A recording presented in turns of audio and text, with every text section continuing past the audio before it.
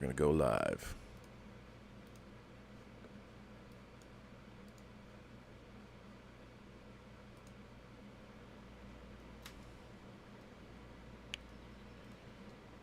Greetings, imagination connoisseurs. Once again, it is I, your Duke of Dope Discourse, Robert Meyer Burnett. I invite you to watch and listen to the Designing Hollywood podcast, brought to you by Martika Ibarra and the great, legendary Hollywood costume designer, Marilyn Vance. I am afforded the wonderful opportunity of co-hosting the show.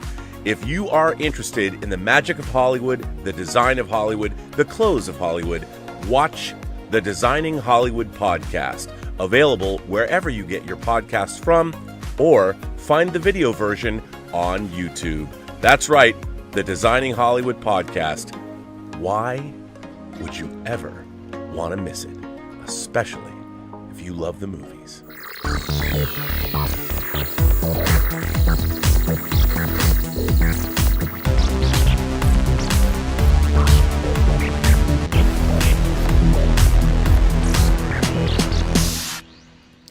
Well, greetings, imagination connoisseurs. Once again, it is I, your Duke of Dope Discourse, your master of fun and wonder, your viceroy of verisimilitude, and your pharaoh of physical media, Robert Meyer Burnett. And this is Let's Get Physical Media, episode number 74. But you know, it's not a show. It's not a show without your favorite German, my favorite German, everyone's favorite German, all the way from Saarbrücken, Deutschland, Mr. Dieter Bastian. Dieter, welcome to our show. You saved yourself, Rob. And I say, greetings, imagination connoisseurs. Dieter here. Here I am, rock you like a hurricane, and welcome to the B&B Motel for Let's Get Physical Media, where we show what we got in the last 2 weeks. But first, Rob, a quick asking, how was Comic-Con for you? How was Comic? You know, I was only there for one day. Okay. Just because I was there for one day on Sunday for our 20th anniversary Starship Smackdown panel, which was very smacking down. Captain Catherine Janeway, in command of the space battleship Yamato, won the competition. And it really begs the question, why the hell are we doing this fakakta panel for 20 years? I don't know. I mean, more than a third of my life. And, it seemed like a good idea back in 2002 when we started it. But, man, I'm an OG fan. What can I say? It's always good to go to Comic-Con. You know, it seemed like it was back. There was a lot of people there. Everybody was having a good time. I certainly was having a good time. I got to see a lot of friends. I got to see Charlie de Lazarica, a good friend of mine I haven't seen in 3 years in the flesh. He looks good. He's going to be a father, looking very sexy with his beard. He's got a sexy wife, a sexy life, so it was nice to see him. And it was nice to see everybody. You know, all the people I like seeing, awesome. like Marianne Butler, looking cute as a button, as she always does, wearing her Star Trek The Motion Picture refit dress that she was wearing at Paramount when I saw her last. That was good. You know, always fun to see the peeps. We had our lunch before we did Starship Smackdown, saw a lot of good people. And it was fun. Comic-Con seemed like it was back. So that was good. You know, went out onto the floor, salivated over the Sideshow booth with all the new hot toys that are going to break. They must break me. They will. So it was all good. So what about you? I wanted in the 2 weeks while you had fun at Comic-Con, I was working at the quarry, picking up rocks, trying to keep the camp counselors alive as good as I could. With the Xbox game, The Quarry, I finished it. So from the 9 camp counselors, Rob, 3 died from my playthrough, and 6 I got through it. Well, that's a pretty good percentage. What is that, 66% or something? Yeah. It's not bad. The story is really, really great, Rob. But considering the game, I know it's more of an interactive movie. But the QuickTime events were really, really easy. So the people that I lost were mostly through decisions I made, and I couldn't see foreshadowing what will happen if I made the decision. So for me, it was a little bit too easy considering the QuickTime events. And it is a really dark game. Even if you play it on the configuration that the game gives you, no chance that you can play this game with lights on. You have Sure. really to darken the room. So the Quarry, from me, a recommendation, but only as a Schnäppchen, Rob. Only as a Schnäppchen. Only as a Schnäppchen. As You a know, Schnäppchen. once again, I feel like we have to give new viewers. There's a lot of new subscribers to the channel, new viewers. Could you explain what a Schnäppchen is?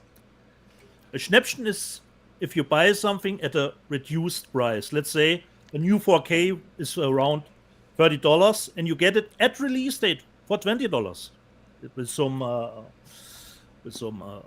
nice deal. So you made a Schnäppchen. So if you buy, let's say, a new movie half a year later for $15, it's a Schnäppchen, of course. But the great Schnäppchens are something that you make almost immediately, and it gets released, and you get a nice a Schnäppchen price drop, a Schnäppchen. Now, another thing, why the price is hot. Another phrase that I love that you use, we have to keep it going, is a cat in the bag. A cat in the bag. Could you explain? Get to cat. Okay, we're getting a cat in the bag because I think it's because people do ask. They're like, well, "What does that mean?" And I love these terms. They're a staple of this show, and I think it's important. Yeah.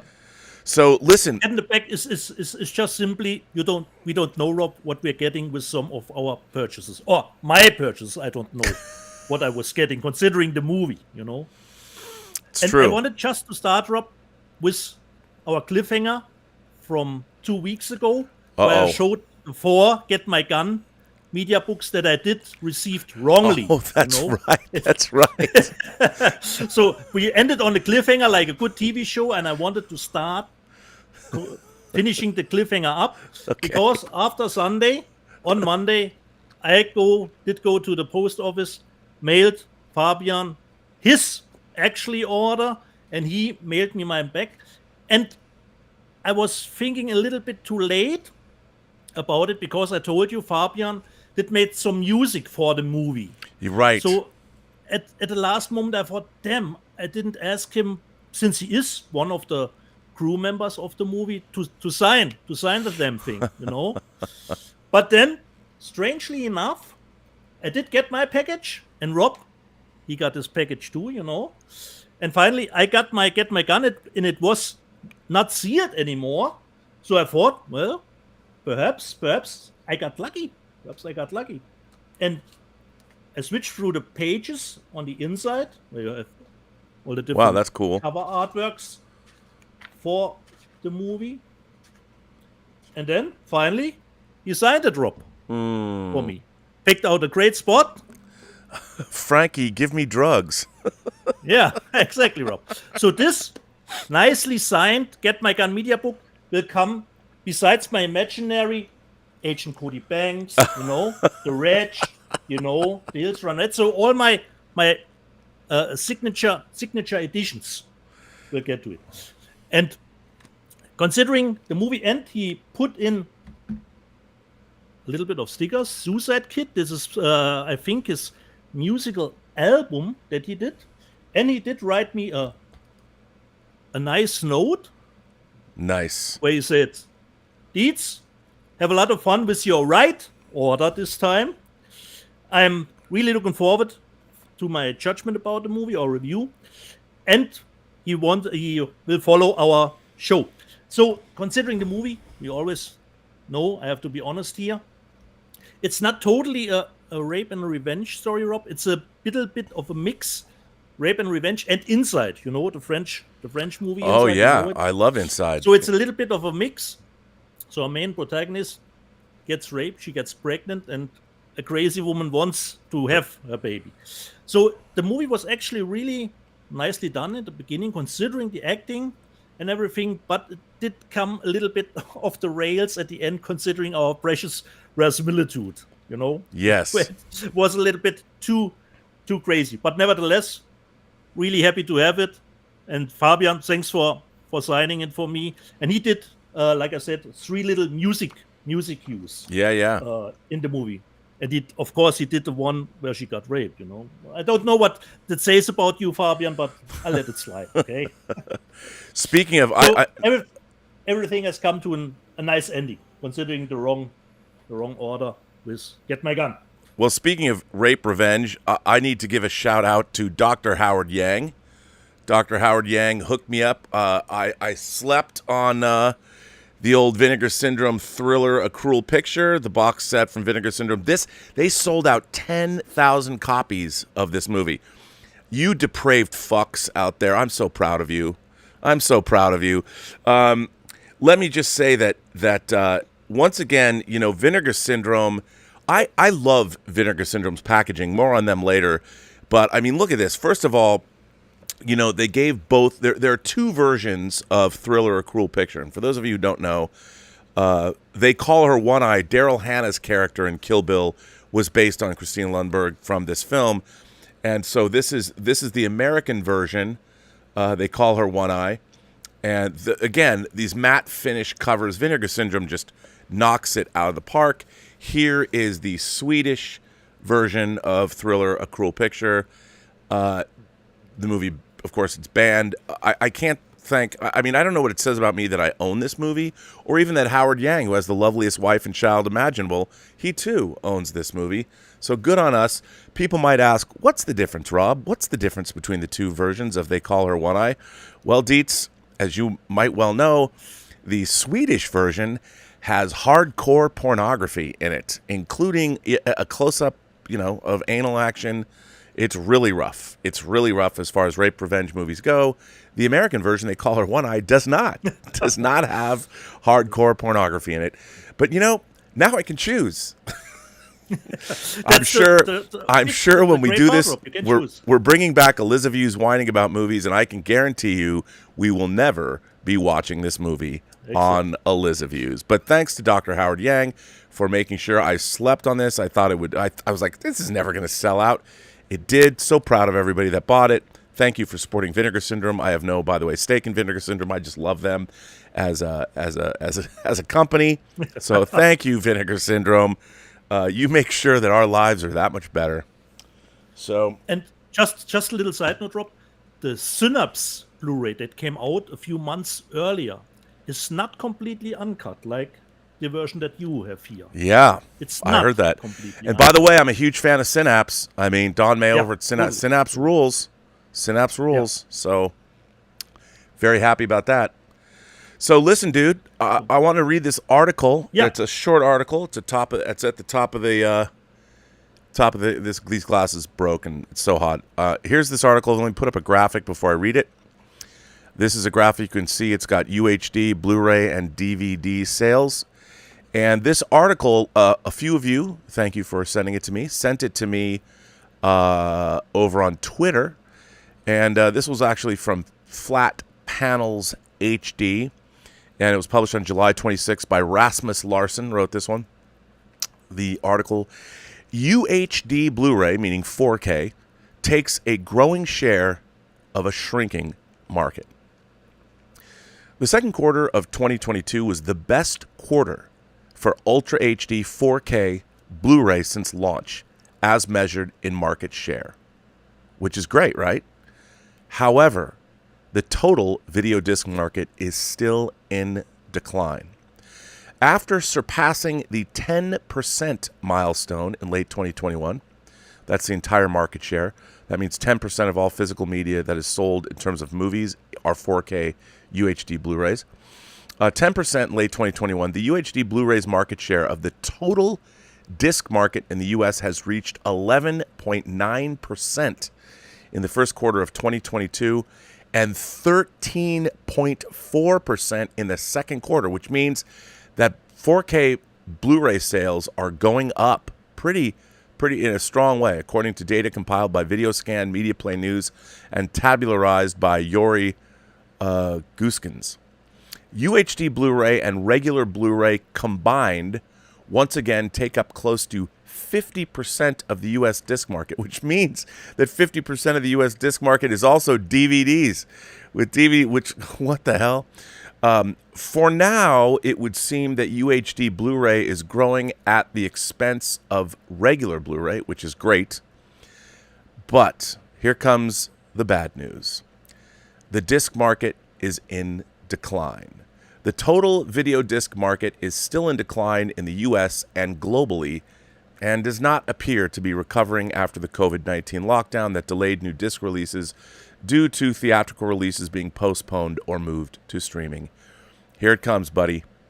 In the U.S., video disc sales fell 25.5%.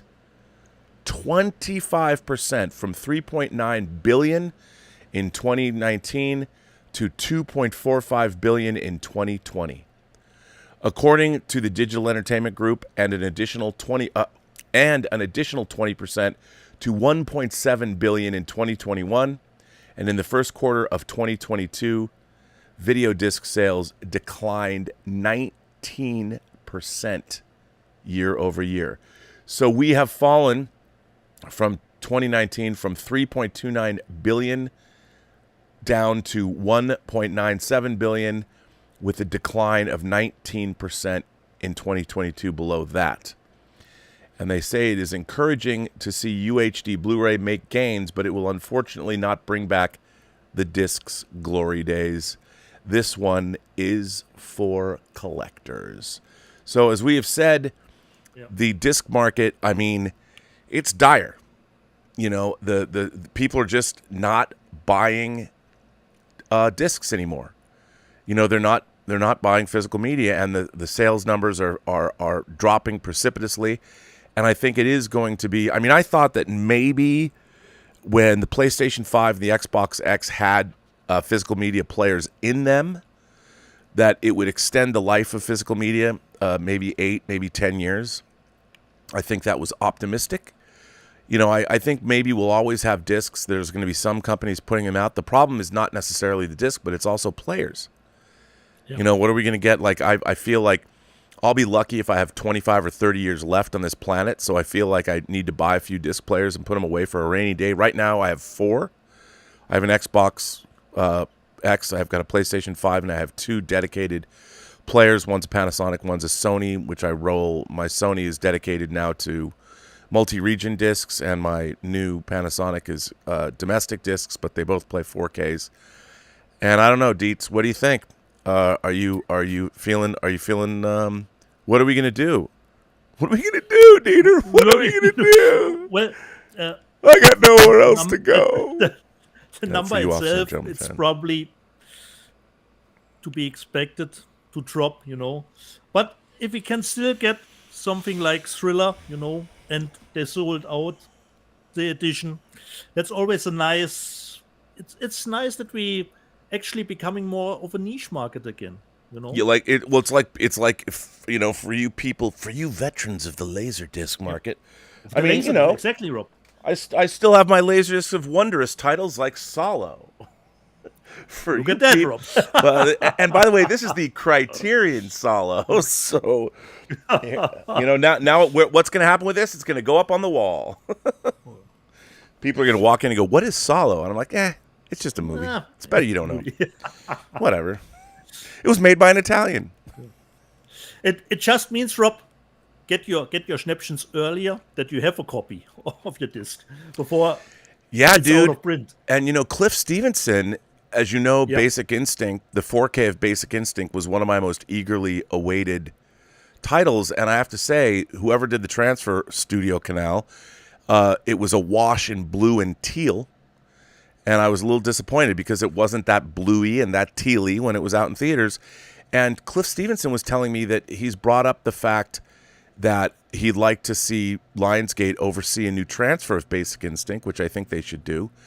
And he was getting pushback because people are saying, well, you know, it's Basic Instinct obviously had a history with the LGBTQ community, so maybe we shouldn't do it. It might be a controversial title or some such thing. And I'm like, what? Oh. Come on, man. Give me a break. It wasn't even something from the sales figures or something else. No. And as everyone knows, I've got my Sharon Stone. I don't know if you can see it. Let me go wide and maybe people can see it behind me. Well, maybe you can't, but you know, if I were to turn the computer a little bit, there she is. There's my quarter scale right on my Sharon Stone Blitzway interrogation scene, quarter scale. You know, that's how nutty I am. But I love my Basic Instinct. So I don't know, man. As long as we can continue to get our exploitation titles, I mean, there's a lot of great. When we do the news this week, there's a lot of great stuff. There's a lot of great stuff coming out in 4K, except inexplicably, I was going to call George Feltenstein, but I don't want to call George because I love him so much to bitch and moan and complain. So I'm going to bitch and moan and complain without calling George. So if he hears this in the background, he knows. By the way, what I'm going to bitch about, George he's already shaking his head. He's like, Rob, I know what you're going to bitch about. I know. I had no control over it. And somebody should have, because it's embarrassing, and we'll talk about it. But anyway, Dietz. Okay. And considering what we get as titles, sometimes it's still a good place to be, considering physical media. Oh, dude, we get titles that we didn't expect at all, and I wouldn't even buy. But when it comes with a nice cover artwork, Rob, like, let me see if I just can put it out here so that we not show everything at once. The Red Sonja steel, Rob. Wow, that's okay. Now I'm going to tell you right away, I'm not going to buy that movie, but that is a sweet ass steelbook. And Rob, it doesn't only come with the steelbook. So here, insides, the UHD and the Blu-ray. It has a nice, I haven't seen it, a nice 90-minute documentary from the artist who drew these covers. Wow! Separately. Well, that, and what? It comes even with a booklet, with the other cover artwork that the movie has, and Rob, with a poster. So, yeah, it's a nice package. I know, Rob. I know. As the ladies say, that is a nice package. And Rob, just from the visual standpoint, okay, I buy this. Not because of the movie. Hey, you know what though, Dieter? One day someone's going to come over to your house. They're going to look at your collection if you ever organize it, and they're going to say, "Do you have Red Sonja?" And you'll be able to say, "Yes, I do." And really, that's what collecting's all about. We all want to be able to have, when somebody comes and asks about the most obscure thing in the world, we're like, "I got you covered, buddy," or "Lady." Exactly. When you're entertaining a nice lady at home, and she says, Dieter, who would have thought, Rob? Sonja? And who would have thought this movie would come out in 4K, Rob? Yeah. But I haven't watched the new documentary that is about Renato Casaro, the artist, movie painter, the artist. Exactly. This is a new feature on this disc, my friend. Mark Spector's Avatar sends in a super chat and says, "Can Elizabeth watch the classic Vincent Gallo film, The Brown Bunny?" Well, that of course has real oral copulation in it. I don't think Elizabeth would be the place. I don't think Elizabeth. Some of the things I'm going to show. I bought some 70s porn from Vinegar Syndrome that I like to call bush porn. I'm a big fan of 70s softcore and harder core, and of course Elizabeth is disgusted with me, and I'm like, come on, baby, what's wrong with 70s porn? You weren't even born yet. It's like from a different era. But so the Brown Bunny, I don't know if she'd appreciate that, although I think the Brown Bunny would be a worthy movie to talk about, maybe just not on Elizabeth's. But Mark Spector's Avatar, I like the way you think. Speaking of that, here's a little Khonshu for you. Swag Props made me a Khonshu. Nice. Come on, look at that. The actual statue made of stone. Swag Props is the man. And you know what? Since they're here, you know how we love Swag Props. I mean, look at this. Prop replicas. Everyone knows how much I love my Moon Knight. Swag Props. Look at that. You've got two. Yes. I've got two. Look at this. Swag Props is the fucking man. Can I just say that? Awesome. I will. I just did. So, there we go. Yeah. Rob, considering a little bit, let's talk a little bit about streaming. I've watched, I don't know if you've gotten around, because the rumblings gotten bigger and bigger. I watched The Terminal List. Yeah, what'd you think? Awesome. Great show for all people who loved Jack Reacher. This is the next one on your list, on your watch list. The only bad thing about it, Rob, was actually the picture quality of the series. Really? It was, fucking dark, even in the daylight scenes. So from the picture quality, this was really disappointing show. But the show itself, really nice. Because, Rob, I didn't even know about the Terminal List that Chris Pratt starred in it. But then the rumblings got bigger. Oh, the show is good. The show is good. And finally, I did get around to watch it. Really recommended, Rob. Terminal List. Nice one. And you wouldn't even have to do a second season, you know? So the arc is completed with the Terminal List. Nice, I like that. So it's a true limited series. You can do a second season, but it's not really needed. And Taylor Kitsch is in it too. It's always nice to see him in a show, you know. So I watched Tim Riggins and John Carter. Yeah. Then considering all the heat, it doesn't have to be everything have to be, you know, filled with that you have to think about it. Sometimes you need just to relax. I watched Kung Fu on HBO Max, the second season, which is not really must-watch TV, but I like it. And considering the CW, it has even got a third season. So this was just a little bit relaxed watch. And considering storytelling gaming, I showed a Quarry. Rob, one that you probably would like too. I played As Dusk Falls. It's on the Xbox Series X. If you got the Game Pass, it's in the Game Pass. It's a storytelling game like the Quarry. It looks a little bit like, it's hard to describe, like a moving comic strip a little bit. Oh, nice. You know? And it's about a robbery. The robbery is gone wrong. And they all will hold up in the motel, you know?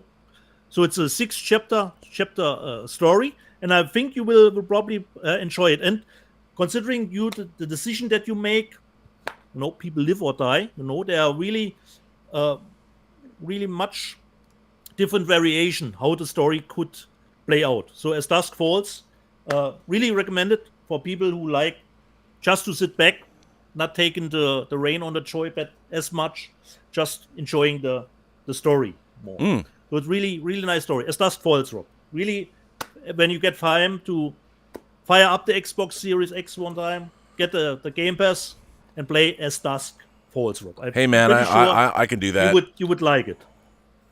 Yeah, I will, and I've got everything. Everything's almost ready to be fully operational. It's like this place has been the unfinished Death Star, but it's now it's coming back.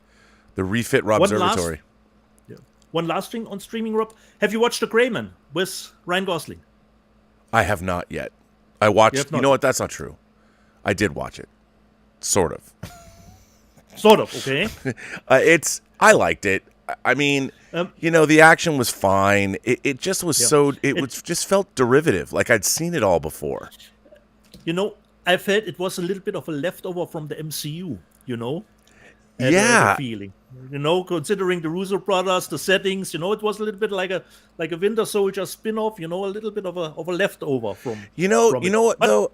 I felt like obviously it's not like the money wasn't on the screen. No. But I'm like, why wasn't the story better? If you've got $220 million, give me Mission Impossible Fallout.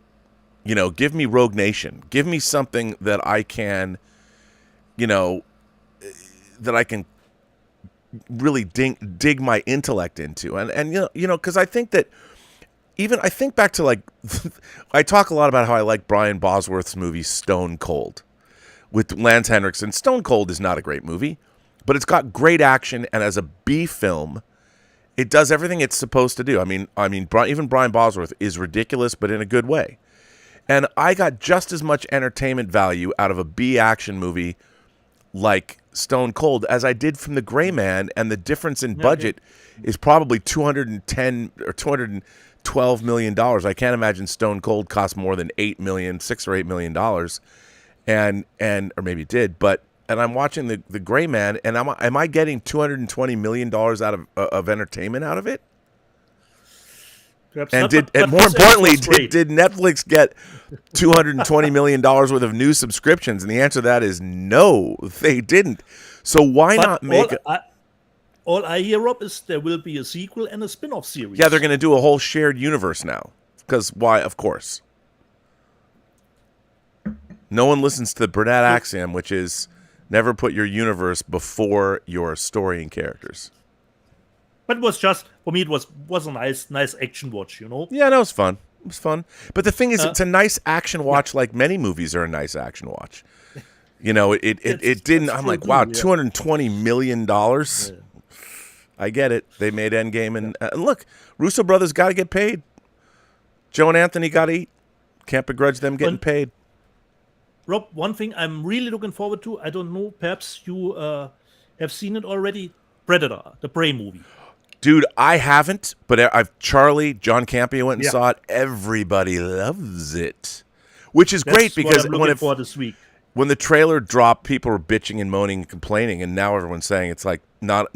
It might be very well be the best Predator movie. Which, wow, that's cool. Awesome. I'm really looking forward to it. On Friday, I believe it will drop. On Friday, I believe. Well, listen, you and I got a lot of stuff to show. Yeah, exactly. Should we break it up between that and the news? Yeah. Well, I could start. Okay. So I got a big box from Vinegar Syndrome, and not just Vinegar Syndrome, but their partner companies. And I have to say, what a bunch of great releases. First of all, this movie with Peter Coyote and Nick Mancuso, Heartbreakers, with a score by Tangerine Dream. Bobby Roth directed this. I saw this this movie is like peak 80s male bonding. I don't think this movie would ever get made today. It's about the lives and loves and egos of two white dudes in LA in the 80s. They do a lot of fornicating. They have a lot of girls in their lives. And it's true male bonding. I never thought this movie would come out. I mean, I shouldn't think that because every movie will come out. But again, Vinegar Syndrome's partner company made this, but they had the actual one sheet on the front. I haven't cracked this open yet because I just got these. And another, a great artwork on the cover, which is really sort of, it's more 70s than 80s, but God bless them for putting this out. Then a movie, I'm a big Gaspar Noé fan, and I have not seen Lux Eterna, but again, a pretty cool box set with a book and everything, and how could I not? This is about shenanigans on a movie set. I had to get this. I mean, again, I love the back. It says, "Thank God I'm an atheist." And so got Lux Turner, which again I haven't watched because I got this box from Vinegar Syndrome last night. And also kudos to them. From the time they shipped it to the time I got it was like 3 days. But there's a really nice book. There's a book in here. Yeah, and I mean, I'm a real big fan of Gaspar Noé. I mean, as people know, I have a great love. Well, except for Irreversible, which I've never been able to get all the way through. But, yeah, looking forward to watching this. So I got that. Then this probably was this is a movie that I've wanted to see for a very long time. Sampo, this is a Finnish...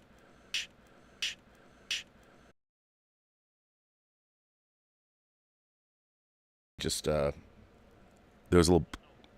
Okay, it was weird. This is a Finnish, fantasy medieval epic that I've never seen.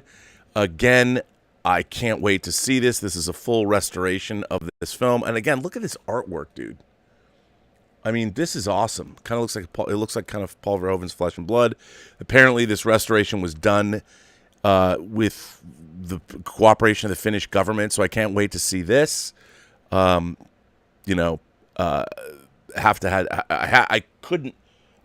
had to have that. Then this is, I've seen this movie. This is an early George Clooney performance, exploitation, gang violence, drug dealing, Red Surf. And again, another great UV spot printing on this box. I mean, I saw this once on cable. I haven't seen it since. And again, great artwork, but George Clooney is in this. It's brutal. It's bloody. I can't believe I own it. I know. So I got it. And kudos to Vinegar Syndrome. So I had to get that. And then, of course, I've never seen this. It's softcore comedy, but when you see the cover, you'll see why I had to buy it. As a lover of Norman Jewison's Rollerball, I had to get this. Roller Babies. Again, even because they use the font, that alone, I can just put it right next to my Rollerball disc. It also comes with Mount of Venus. I mean, come on. The promise of 70s bush porn and Rollerball. What's not to love? So have never seen this, obviously. I don't know if I'll ever watch it, but I have it, and that's really all that matters. And then, of course, the movies Elizabeth gets upset by. I got this from Vinegar Syndrome. You know, it's European, it's X-rated. It's from the 70s. You know, horror. Look, Satanism and pornography. What's not to love? This is like the film classics X. I see this and I'm like, oh, I gotta have that. Yeah, and then I probably shouldn't have got this, but it's a box set and I had to buy it because this was a staple when I started working in home video, the Taboo, X-rated Taboo film series. Come on. Taboo 1 through 4. The box set of Taboo movies. I mean, hilarious. This is from my youth. I watched the first Taboo, I don't know how many times. But now I have it on. I'll probably never watch this again. And Elizabeth's going to be like, why did you buy that? You don't watch porn? And I'm like, I know, but it's kind of, I just had to get it because somebody put it out. Maybe, maybe my great-grandkids will borrow it someday. So that was my box from Vinegar Syndrome that I got. So, Dieter, I'm very happy about that. So, what did you get? This is just one of, I have 4 different sets of discs I got. So that was my first set from Vinegar Syndrome.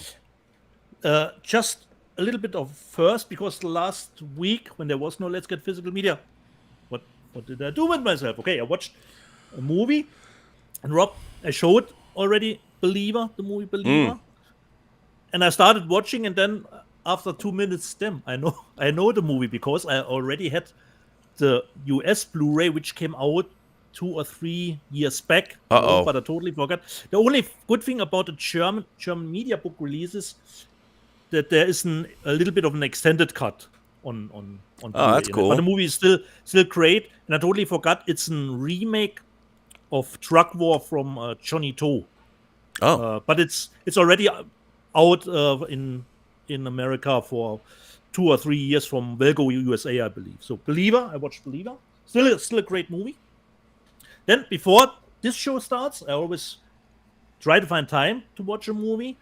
And for me, considering, Rob, a little bit San Diego Comic-Con and MCU, a little bit of MCU fatigue, especially after Thor, I watched the Norwegian movie, The Innocents, this afternoon. Ooh. And this was a great movie for everyone who likes mutants a little bit, We have kids that have some telekinetic abilities, but it's really nicely done, Rob, and it has a nice horror vibe to it. I watched it and the kids are really great. Do you know if it's based on the old movie, The Innocents? What is that based on? I forget who wrote that story, but is it based on that? Do you know if it's based on? I don't know, Rob. I don't think so. And the kids are really kids, Rob. They're not even in the teenager age, and they really played great. One either sister has autism, so it was really a great watch. Really recommended. The Innocents from Norway, and it comes with an audio commentary from the director and the cinematographer of the movie. So really had a great time watching The Innocents, which showed again that it doesn't always have to be a big spectacle to get under your skin. Are you saying that you don't have to spend $220 million on action scenes? Exactly. Yeah. All the stuff that's in it is really nicely done. It's not much, but it's great, And they're just kids discovering their powers, and you will have to find out your limits. How far you can go. Really, I try and do that every day. Yeah. Mark it, Rob. The Innocents. Mark Kermit loved it too.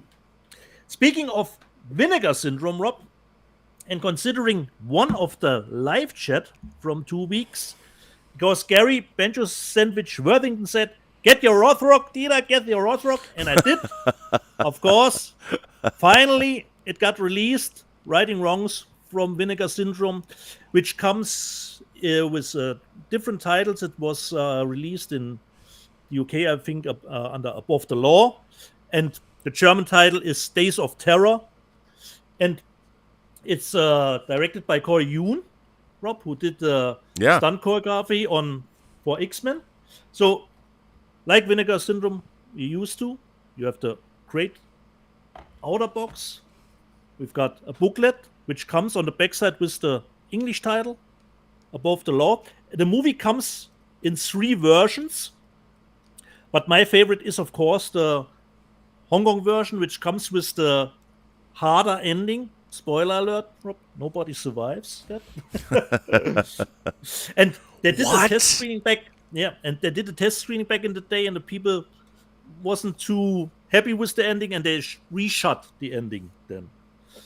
But finally, we get the ending. And then we have, of course, 3 discs, reversible cover, cover artwork that you want, and the slipcase for it. But, Rob, I will probably get the UK one from 88 too, which has other covers. Why not? Artwork. And it comes mostly with the same extras, but it comes with a so-called hybrid cut, where you actually, it seems you don't know which ending you will be getting. So, righting wrongs, it took a long time, but finally it's gotten a great, nice release, because it did came out in Hong Kong on Blu-ray, but this old Blu-ray is out of print. So Right. nice from Vinegar Syndrome. A little bit from back in the day, which got finally released, Rob, the day after, from Nicholas Meyer, with both versions. Yep. I Okay. have that. I have the day after the domestic release.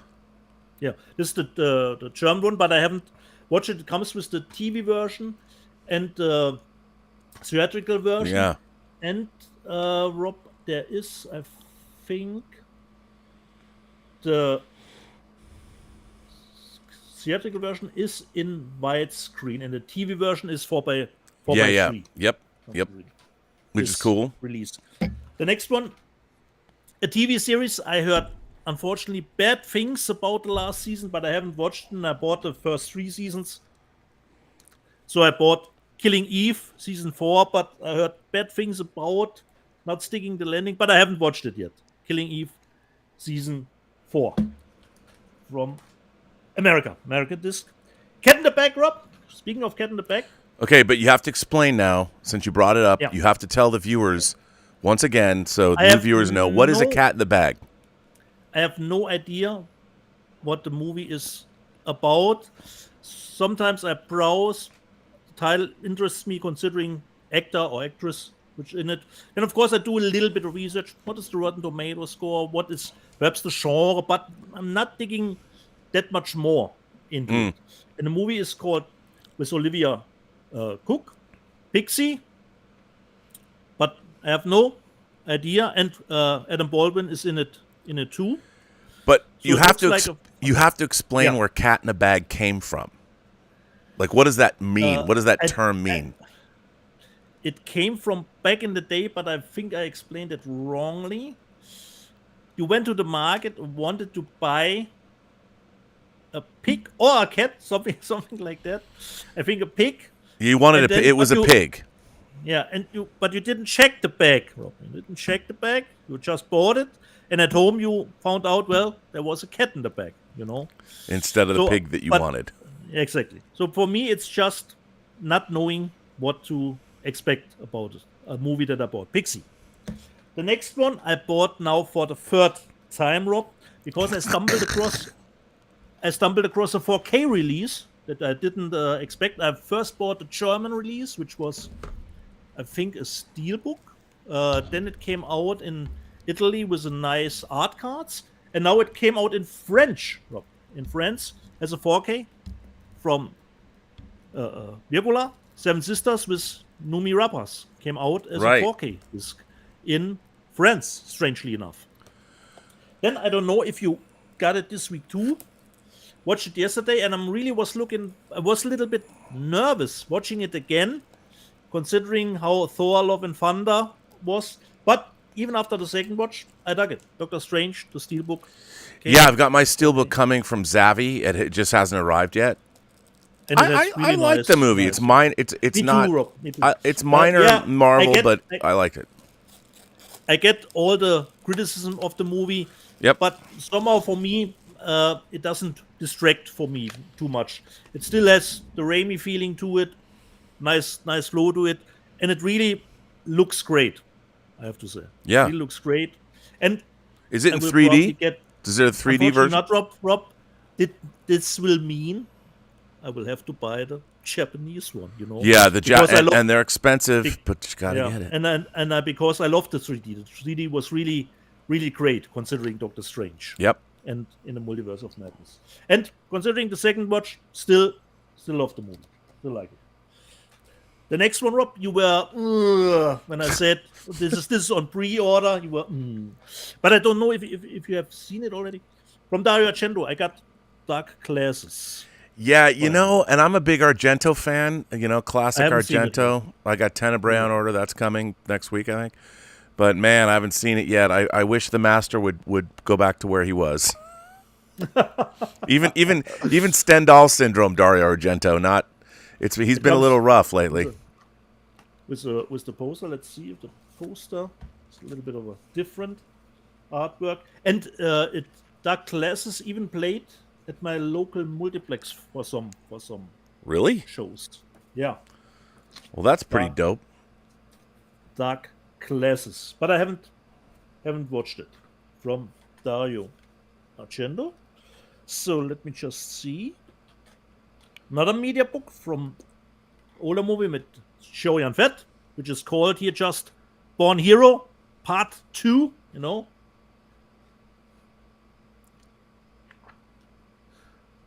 Nothing beats the old Hong Kong action classics. Yeah. Tiger on the Beat. Born Hero. I mean, why can't that? You got to have that. Exactly. And I've got more, but I will stop after this. A new horror movie. Didn't get around to watch it yet. It's called The Medium.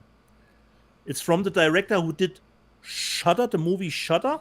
Okay. And Shudder is in it too. So you Is that Korean? That's Korean, but not the Korean edition, Rob. This is the German edition. Yeah, the German edition. Yeah. So you get Shudder. So you get 2 movies with the package.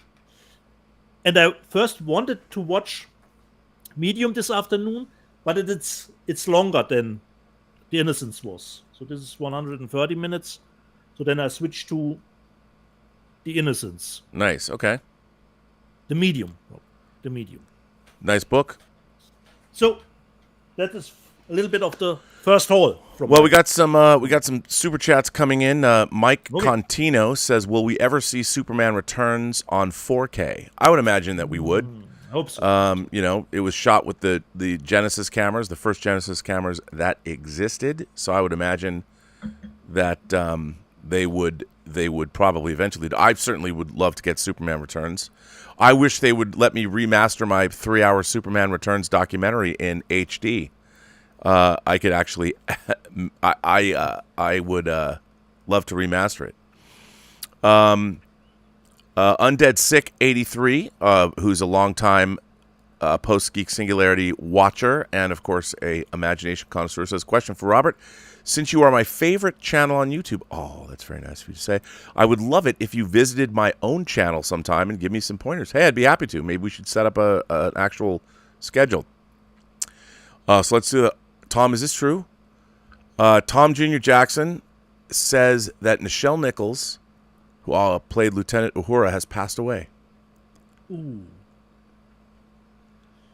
I actually met her a number of times, obviously. She came to my office back in the mid-aughts. There was a film she was in that I was giving notes on that I was considered a consulting editor on. I hung out with her for the day. She was a lovely woman. Obviously, she was a trailblazer. I'll have a lot more to say about this later. I want to check into this, but thanks for bringing that to my attention, Tom. That is very sad, but she did live a full life, and she was a trailblazer. She worked, of course, for NASA, and not just doing. She was not just on Star Trek. She actually supported the actual real space program. She was a delightful woman, and I'm sorry to hear that she's passed away. Yet another one of the classic Star Trek cast has left us. All we have left are, I believe, Shatner, George Takei, and and Walter Koenig. Yeah. Wow, that's very sad. But she was a great lady. The Robo producer says, Rob, this is the best show on YouTube. Tell John. Laugh out loud. I just scratched my Return of the Jedi disc. 5-star transfer of the original. What should I replace it with? Love your opinions. Well, I can burn you another transfer of Return of the Jedi if you scratched it. Happy to do it for you. I have all the original versions of Star Wars in multiple iterations that I can burn for you on Blu-ray. So, but thank you for the kind words, Robo Producer. I very much appreciate that, and thank you for supporting the channel. Undead Sick says, personally, I love the Stendhal syndrome, so shame on you for smearing on the maestro, Robert. Well, listen, yo, Undead Sick, I like Stendhal syndrome. I mean, that was like, to me, that was one of the last good movies that Dario made. And I take no pleasure in saying that. I love Dario Argento, but I mean, you know, the Three Mothers trilogy, even though the third one wasn't so great, the Animal trilogy, Tenebrae might be one of my favorite movies. I love Suspiria. Come on, man. I love the Maestro. But you got to admit, after Stendhal syndrome, there's not a lot of high points. But that's okay. I will watch Dark Glasses, or what's it called? Red Glasses? Black Glasses? Dark Glasses, I'll watch that. Yeah. 200 Watt Studio says, holy cow, this season of The Orville is fantastic. I agree. It's great science fiction. I have not watched the latest episode, the Kalon truce episode or whatever. I don't know quite what happens in it, but I can't wait to watch it. I've loved The Orville this season, really compelling science fiction. And 200 Watt Studio also goes on and says that Nichelle Nichols' Facebook announced that she has passed away, which is very, very sad. Stubble McShave says, Stubble says, I finished watching Light and Magic, a great documentary that went from mechanical to technical to digital. The later episodes gave me Charles Darwin vibes with the survival of the fittest and the need for adapting to change. What Stubble McShave is talking about is the new outstanding documentary about the history of Industrial Light and Magic, the special effects company that George Lucas founded when they were making the original Star Wars, and it takes you through. I haven't finished it. I've watched the first 2 episodes. It is fantastic, and the archival footage has never been seen anywhere before, and it was directed by Lawrence Kasdan, who co-wrote Empire Strikes Back, or basically wrote it, who wrote Raiders of the Lost Ark, who directed Body Heat and Silverado, and he wrote Solo. He directed The Accidental Tourist and Big Chill, and he's a favorite filmmaker of mine. And he directed this documentary, and the access he has is incredible. It's an amazing, if you love Star Wars, if you love special effects, if you just love Industrial Light and Magic, it is a must-watch. It's a definitive documentary. Where is it available, Rob? It's only available on Disney+. Oh, okay. And it's called Light and Magic, and it is fantastic. And one of my favorite things of the year is at the end of episode 1, George Lucas returns from London shooting Star Wars, and he goes to ILM, and he's got 6 months before the movie's coming out, and they only had 2 shots finished. We're working on it, man. And at the end of episode 1, George Lucas says, I was not happy. This is my favorite thing. So yeah, there you go. So we're caught up with Super Chat. You want to hear some news where I can bitch and moan and complain? Okay. So in the news this week, you've heard the news today, oh boy.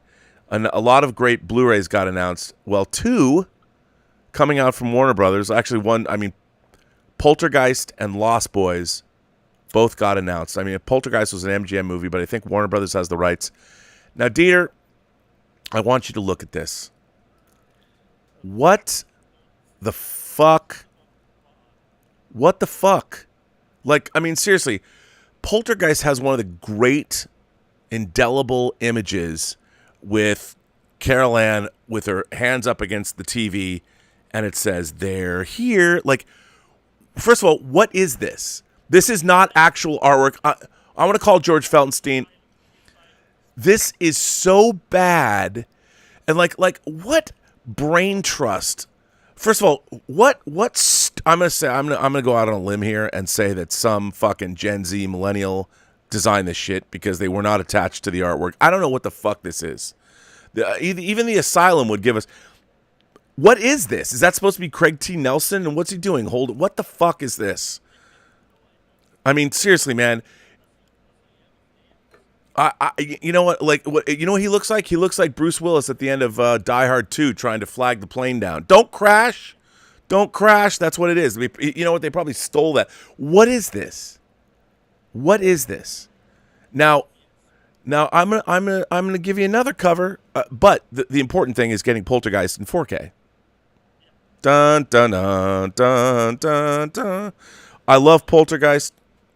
This artwork makes me want to slit my wrists, because if this is what humanity's coming up with this far in the future, I mean, come on, man. Now, this next piece of artwork, I would say, is sort of clever if you're an idiot. And here it is. The Lost Boys is coming out in 4K. And again, I ask you, it's a little better, and maybe, you think you're too cool for school, but give me a fucking break. This is like a Steelbook. You're putting out Lost Boys. Everybody loves Lost Boys. I'll tell you, I'm crying for my little sister. You know why? Because look at this fucking cover. I mean, this cover sucks. It does not. Hang on, wait. Hang on. Let me put you up. What are we looking at here? Hang on. What do you got? Let's show us. Yeah, you've got some fucking red Sonya action. This is the key art for the movie, man. For a bad movie. But that's the actual key art. That is the key art. Now, what dumb motherfucker, like, who made this key art? Now, here's the thing. So, the studios contract outside creative agencies to do their artwork. Okay? And then those people in-house develop all these different takes on this stuff. My ex-wife used to design horror covers for Lionsgate. And she could shit out something that was better than this. And I look at this and I'm thinking, really, when you see this, does this encapsulate what the movie's about? I get it. It's one scene in the movie, but it's one scene in the movie it was foggy, first of all. They fall into the fog. And what the hell is this Lost Boys banner? I mean, give me a fucking break. But hey, the important thing is, dude, let's take a look at this. This might be the worst big budget classic. I mean, obviously it's the 40th anniversary. This movie opened June 4th, 1982. And this cover might be one of the very worst covers I've ever seen for a movie. The original artwork, hello, go back to the key art, motherfuckers. Come on. This is so bad. It's so bad. And by the way, I was going to call George and bitch because, it is. I'm like, please change this cover. I know there's more important things going on in the world, but I had this Poltergeist one sheet on my bedroom wall forever. And, the all black, the black and white TV, Carol Ann, the They're Here. That's it. That's it. What kind of stupid clever bullshit is this? This is my problem. The entirety of where humanity is at right now, everything wrong with mankind in 2022 is exemplified by this image. It is. Everything, our politics, our religion, our environmental policy, all of it can be encapsulated in this one image. So fucking bad. And I look at that and I'm like, this went through multiple levels of approval, and it had to go, and people looked at it and said, yeah, man, we're going to go with that. Like, multiple people had to do that. Yeah. My God, do I not have faith. But you know what I do have faith in? Arrow. I have faith in Arrow. You know why? Because Arrow announced David Cronenberg's Videodrome in 4K.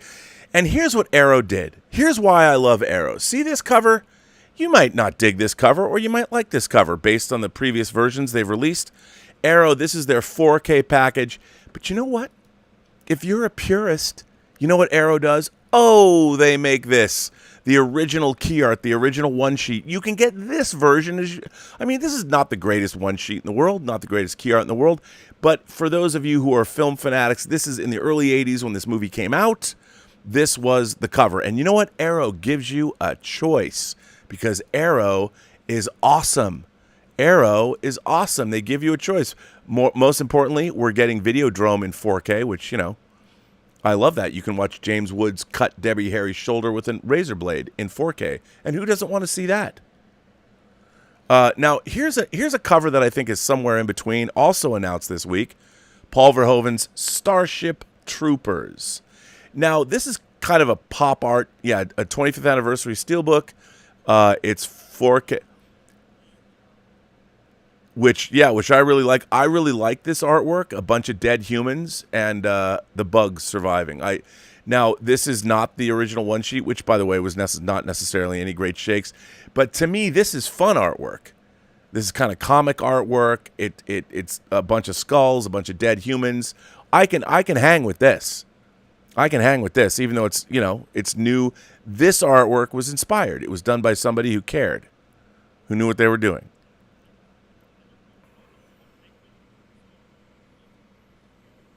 Yeah, could be awesome.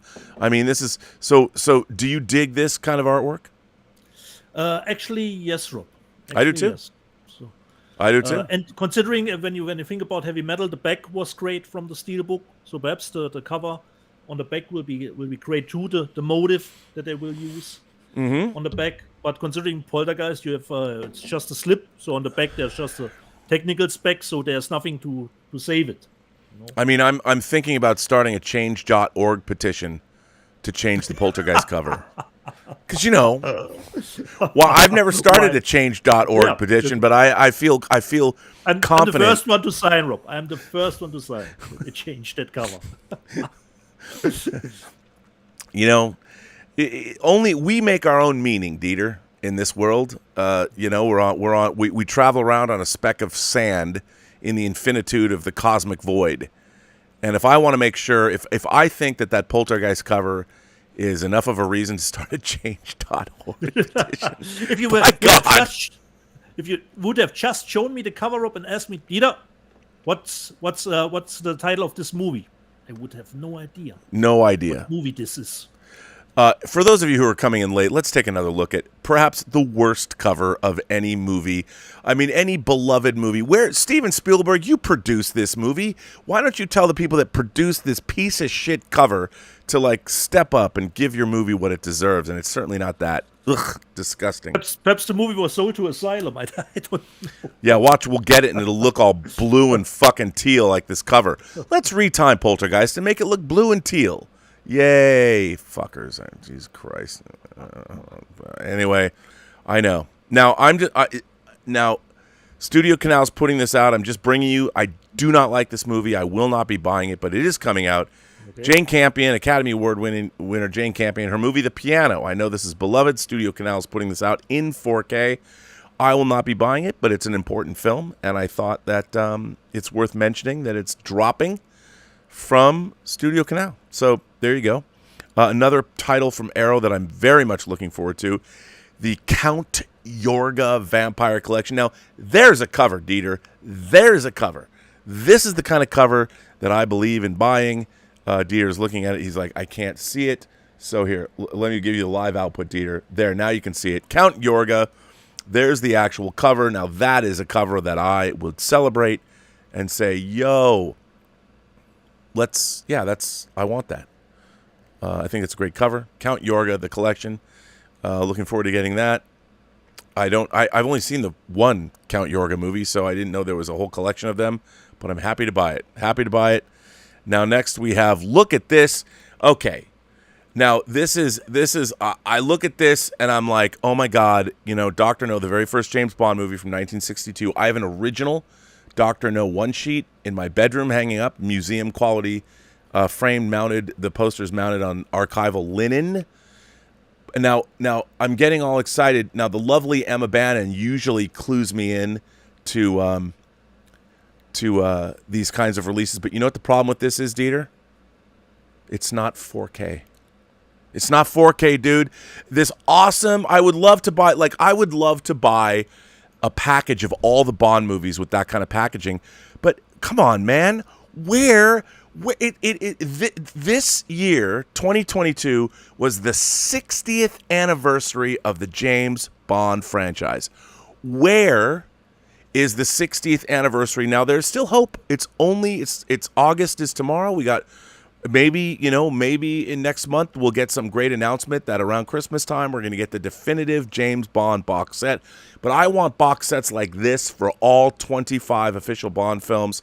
Why don't I have them? Why is this being re-released in 4K? I mean, it's not in 4K. Now, let me ask you this, Dieter. Would you buy this set? Are you going to buy this Dr. No set? Probably not, Rob, because I don't think there is any new transfer attached to it. I know. It's a cool box. It's cool swag. Yeah, totally. But I have the movie in the other box, so I'm not clamoring for this new edition of Dr. No. I know, but boy, it is pretty. It's. I mean, you look at this, it's gorgeous, but then you find out it's only Blu-ray. It's like you finally get a date with the woman of your dreams, but you found out she hasn't taken a shower in a week. Come on, man. That's a bummer. But that's what we get. We don't get a new transfer. It's old. Weren't there 007 movies announced in 4K? Well, like the Daniel Craig movies have come out in 4K, but where? Yeah. I mean, where are they? Again, this is the 60th anniversary of the release of Dr. No. Our studios love these kinds of milestones, and we're not getting the 4K set. I don't know why. You know what we are getting though, Dieter? You think that with everybody trying to get subscriptions to their streaming services, that when something gets released on, say, like HBO Max, I wonder if they're going to continue to release physical media. But lo and behold, Peacemaker. Announced for Blu-ray, not in 4K, but Peacemaker's coming out on Blu-ray. Very excited. I love this series. I hope that you love Peacemaker, right? Yeah, it was really nice. Good series. Not at the love level that some other people were. What I will buy it, Rob. It's pre-ordered. I pre-ordered. Hopefully there'll be a big package of special features on there. I dig that. Doubt it, Rob. Doubt it. Come on, man. Hope springs eternal, dude. Yeah, but considering TV series are mostly empty now. I know, because nobody wants to spend the money. Now, here's something that really excites me. I love my 50s classic sci-fi, and while this isn't top-tier 50s sci-fi, William Cameron Menzies, the original Invaders from Mars. Now, dude, that's a cover. That is a cover. That's the kind of cover you want. This is new artwork that was created for this release. Very excited. This is in 4K. This movie is colorful. It's a colorful nightmare of a film. I love this movie. Very excited that we are getting this in 4K with somebody that understands their audience and knows who the people are that are buying the movie. So kudos to you guys for releasing Invaders from Mars with this kind of a package. I can put this on the shelf proudly, knowing that these designers understood what these designers don't know shit about, which is designing covers. Like, I don't even know what this is. I mean, I know what it is because I've seen the movie, but, what? Poltergeist, the original key art. I don't even know what this is. Terrible, dude. Please stop putting the cover up. What, you mean please stop doing this? You can't take it? You can't take it? Okay. I'll replace it with this. Oh, my God. Come on. First of all, even the Lost Boys poster with the red background and you see, like, all the hot dudes, and the ad line, sleep all day, party all night, never grow old, never die, it's fun to be a vampire. Come on, man. I don't understand. What? So dumb. So those are the discs that were announced this week that I thought were worthy of sharing with all of you people. Universal has a lot of really great classic film titles coming out, catalog titles, none of which I'm very familiar with, but I love seeing between Warner Archive, what George Feltenstein's doing over at Warner Brothers, and what Universal is doing, really delving in, doing new transfers or bringing to light these older films that have been sort of forgotten. It's great to see it happening, and Universal's going gangbusters, as is Warner Archive. So kudos to them. So Dieter, should we show some more? Exactly, Rob. Who starts, Rob? I got my section number 2 is only three. Okay, is only three things deep. This is my box I got from Second Sight. Now, a movie I've never seen hang on, wait. Can equal that with one, Rob. Okay, well then. Okay, I'll just. Did you get your? Oh, dude. Okay, you know how much I love this movie. Robert Eggers' stunning debut. Okay. The Then Witch you show it, Rob. in four. Well, no, we can both show it. How cool! Like together, we can coordinate it like we're synchronized swimmers. This again. This is why Second Sight. This beautiful package. I mean, this is the way it should be done. You've got, first of all, here you've got the great. This is where the discs are. Again, this matte finish. You've got the discs on Blu-ray and 4K. I mean, I can't tell you how much I love this movie. This movie's amazing. Especially what I like is that Synapse, if they need to postpone the release date, they do it. Yeah, you know. So does to postpone it. We're not ready yet. I mean, Second Sight did the Dawn of the Dead box set in 4K, which in my mind is the single greatest physical media release of all time. Of all time. I will die on that hill. Thank you, Second Sight. Everything that they put out, you should buy. So yeah, you show the cards. Great cards. Amazing. Then Rob can show the booklet. Oh, dude. The big. Great. Smell, Rob. The smell. Smell it, Rob. Come on, smell it. There's only one other smell I like more than this, and I'm not going to say it on this show. And this book, again, a hardcover book. This is absolutely beautiful. It talks about the whole make. I mean, I would buy this in a bookstore and pay $19.95 for it. Yeah. You know what I mean? This is fantastic. And kudos to, when what I love about packages like this is that it shows the great respect Second Sight has for genre cinema and any filmmaker that they deem worthy of putting their movie out.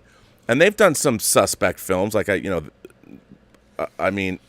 shouldn't say suspect, but films that are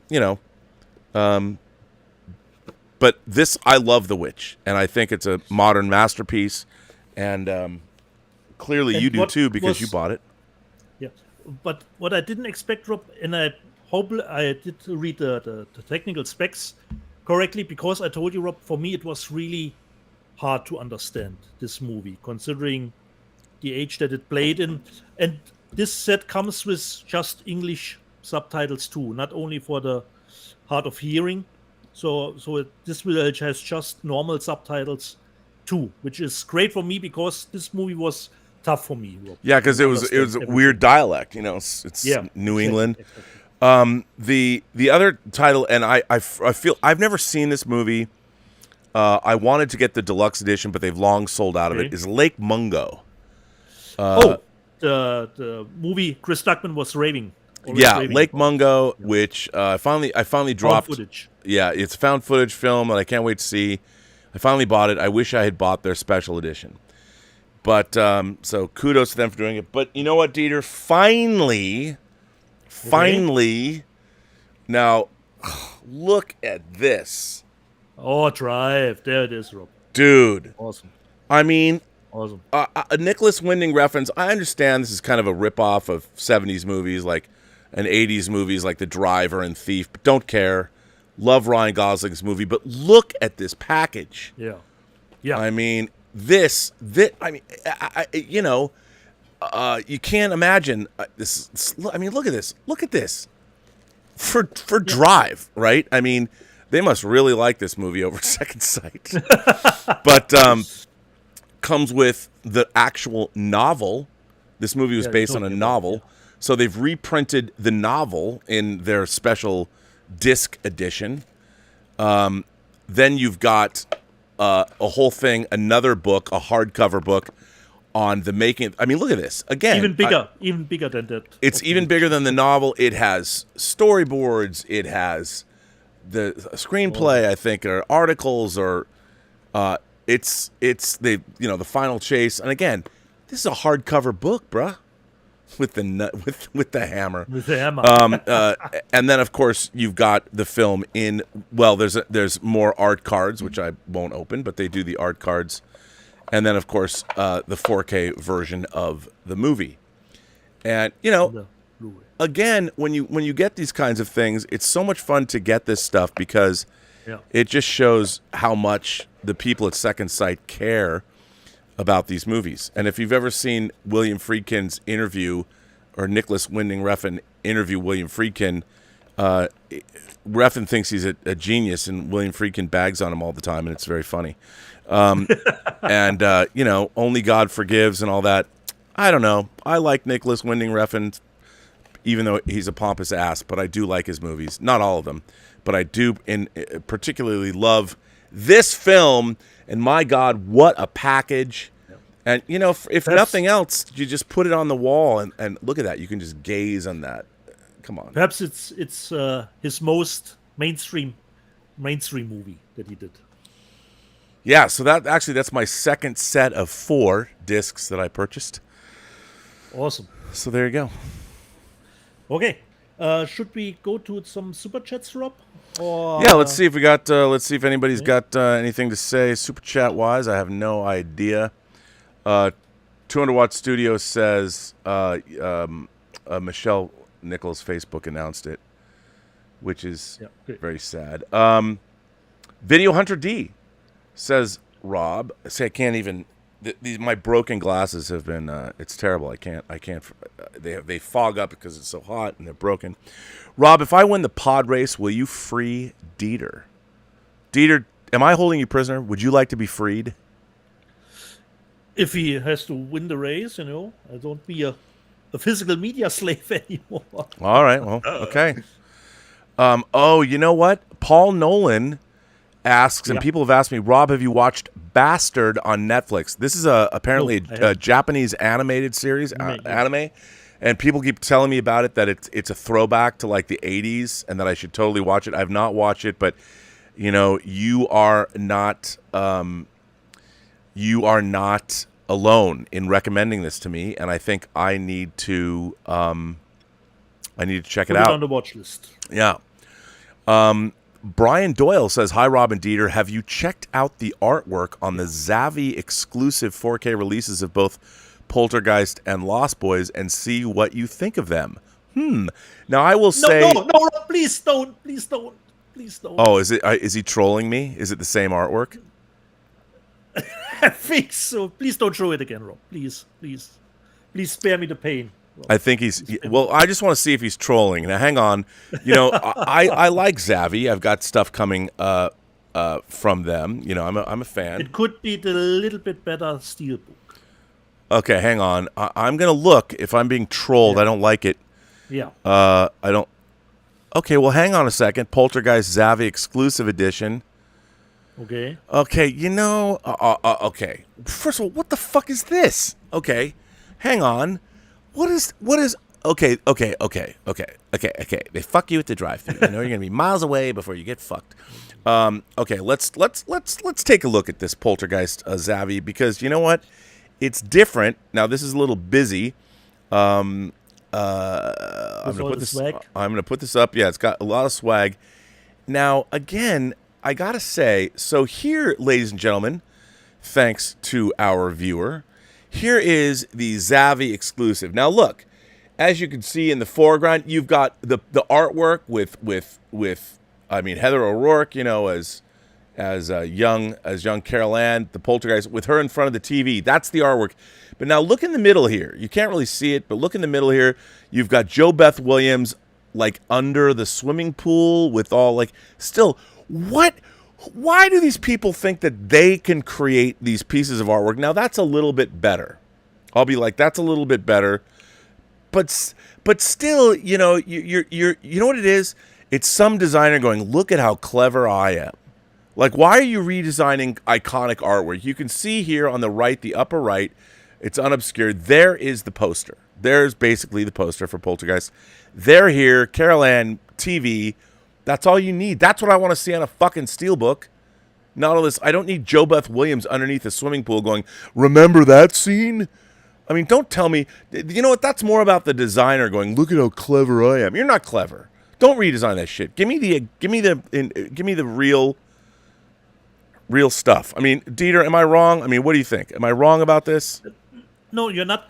But considering this edition, you will have the big outer shell with some of the original artwork, so the Steelbook will fit nicely into it. So this is probably the best edition that I've seen of it. Well, okay. Let's take a gander at this too. I mean, okay, we've looked at Poltergeist. Now we're going to take a look at Lost Boys. And I have to say that again, man, I don't understand the modern age, dude. I don't get it. I don't understand it. Maybe I'm an old man with one foot in the grave, but I don't get it. I know. By the way, and the Lost Boys. You can't expect every company to be Vinegar Syndrome, Arrow, or Second Sight. Yeah, man. I mean, Second Sight they are elegant motherfuckers. And like when they did Dawn of the Dead, they utilized the original artwork in a new and interesting way. And kudos to them. So why don't people take Criterion, Second Sight, Vinegar Syndrome, Arrow? These people know what they're doing. Now, here's the Lost Boys. Now, okay, as you can see, the red artwork, it's not the greatest artwork in the world, but there was something interesting about all with Michael and the vampires and the red background, which is like blood.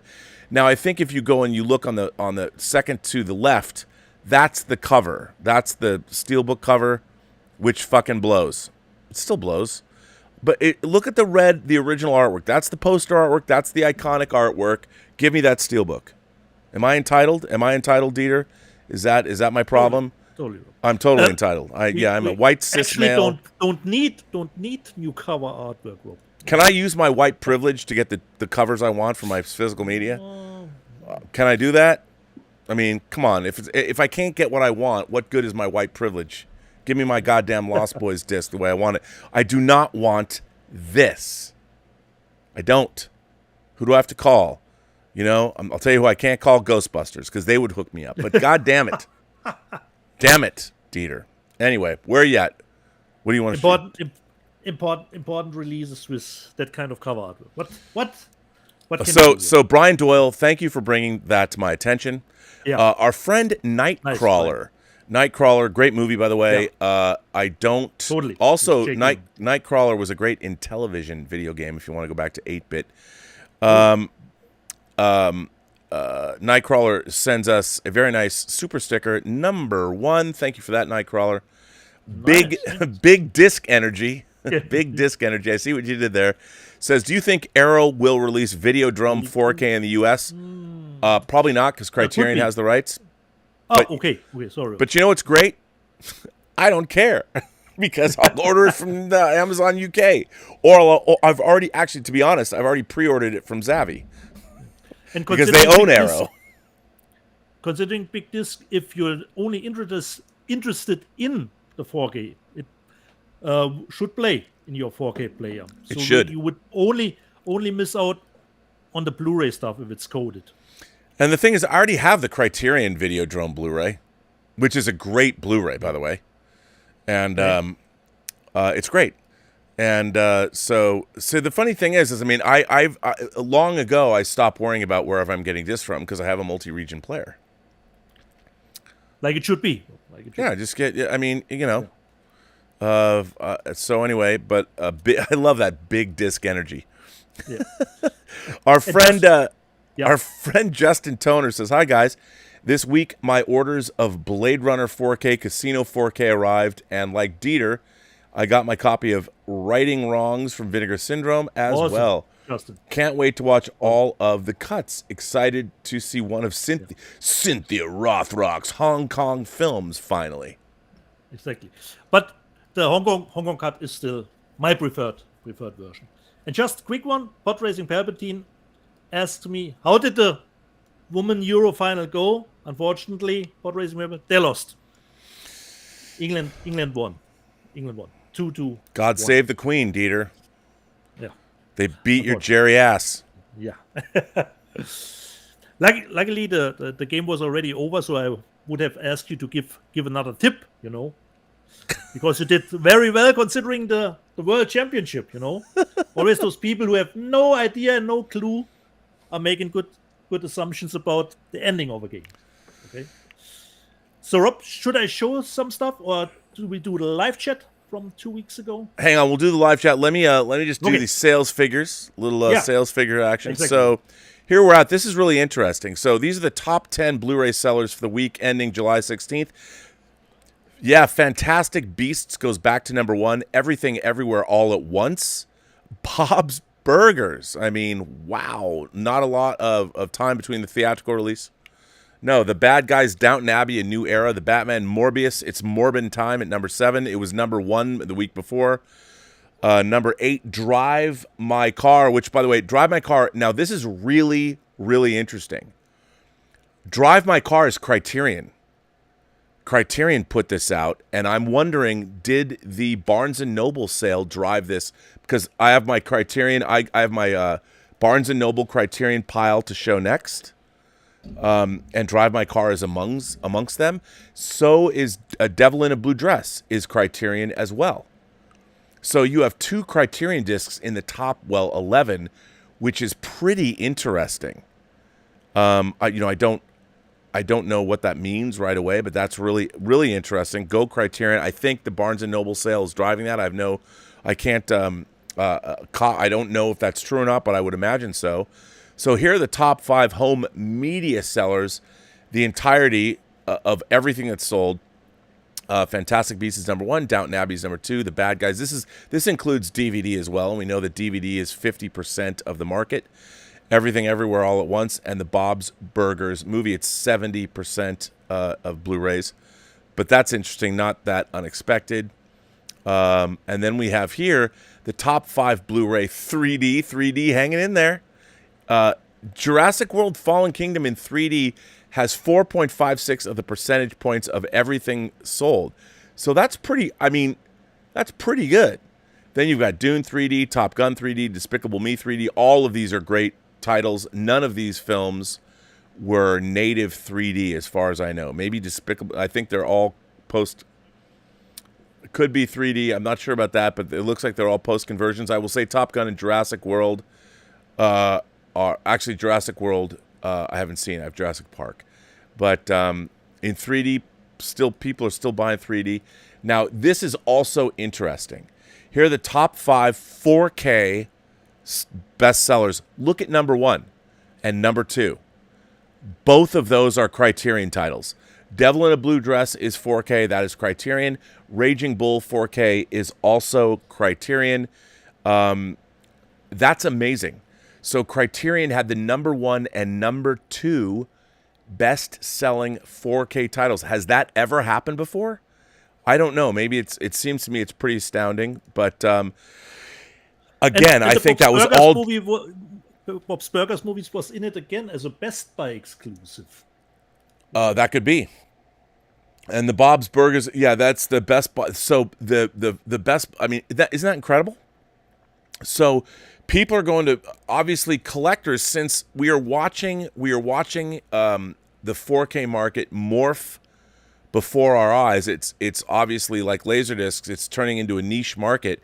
If the Barnes & Noble sale and now Best Buy, you have retailers that are driving the sales of physical media. I mean, obviously, Barnes & Noble and their relationship with Criterion, that's incredible that they put Devil in the Blue Dress and Raging Bull on the number 1 and 2 position for 4K, and that Bob's Burgers exclusive is only at Best Buy. And you know how it is at Best Buy. If you want one of their Steelbooks, if you don't order it like the day it's put up, it's gone. Yeah. That's fascinating. I didn't know Bob's Burgers had that kind of a fan base. Yeah, man. You never know. I mean, crazy. So where are you at? You want to go back to the live chat, Dieter, from last week? Okay. Live chat from 2 weeks ago. So previously on Let's Get Physical Media. Previously on Let's Get Physical Media. Physical Media, exactly. And I start with my friend Tim Hens. These had me a little concerned for a moment. Thought he had caved in and bought Moonfall. Actually, Tim, I haven't until this day. I have stayed strong considering Moonfall. So, what is acting up here? Wait, I have a little problem here. That's what she said. Yeah. Now we go. Okay. Dirty Soul Monkey. Stop buying cat in the bags and trash. But you wouldn't be you if you didn't buy trash. We can't stop you from buying trash. do not come here for the usual MCU, Star Trek and Star Wars stuff, They come for the unknown stuff, below the radar, man. above the radar, Goddamn right they do. Yeah. And considering my chunky habits, Jared Speed, first step of getting better is admit you're an addict. So the first step I have taken, Jared, But Tim N said, Deet was told to go to rehab, but I say no. Seka asked us, is the 4K transfer of Double Indemnity from Criterion any good? Well, Seka, I haven't seen it, but I would imagine. Rob, help me out. I loved it. It looks beautiful. Okay. Awesome. So Seka, there you go. The next one, Rob, don't get upset, Keep your panties on. Okay? Oh, man. Dirty Soul Monkey. I get Rob's point, but I like, Rob, behave, But I like watching the cage first before where no man has gone before. Rob, stay cool, okay? Liam Neeson Shin said, the episode with the least... what were you talking about? On the last physical media show, we got a little bit into Star Trek, and someone asked Rob in which order he should watch it. And Liam Neeson Shin said, the episodes with the least number of effect shots were broadcast first. That's why we got the men trap first. I don't know, Rob. Is that correct? You know what? That could very well be the case. I'm not sure about that, but I could see that being true. I mean, the effects. What people forget is especially the space effects in the original Star Trek series were the most sophisticated ever done for television at the time, and I think they still hold up beautifully. You look at the original effects of the Enterprise cruising through space, and it has a style, but it has a feel. There's verisimilitude there. But maybe that's because I've always felt that way if you try and look at it. Now, it doesn't have verisimilitude? The redone digital effects. They don't have depth. A lot of them are good. They're all hit and miss, but there's not a lot. Space is this standardized inky black in the background. It looks, whereas in Star Trek, the space has the original effects had depth, but the CG stuff, anyway. And Liam Neeson's Chin said, I discovered Star Trek, the original series, back in 1974. I loved it so much, my parents bought me the Mego action figures and the bridge playset for Christmas. Your parents were good people. Yeah. Considering Everything, Everywhere, All at Once, we mentioned that movie last time. Seka agreed it's a good movie, but too long and too self-indulgent. Mala said, I found it boring. And Bill Barkley said, I just found it weird. So we have everything, everywhere, even considering the reviews.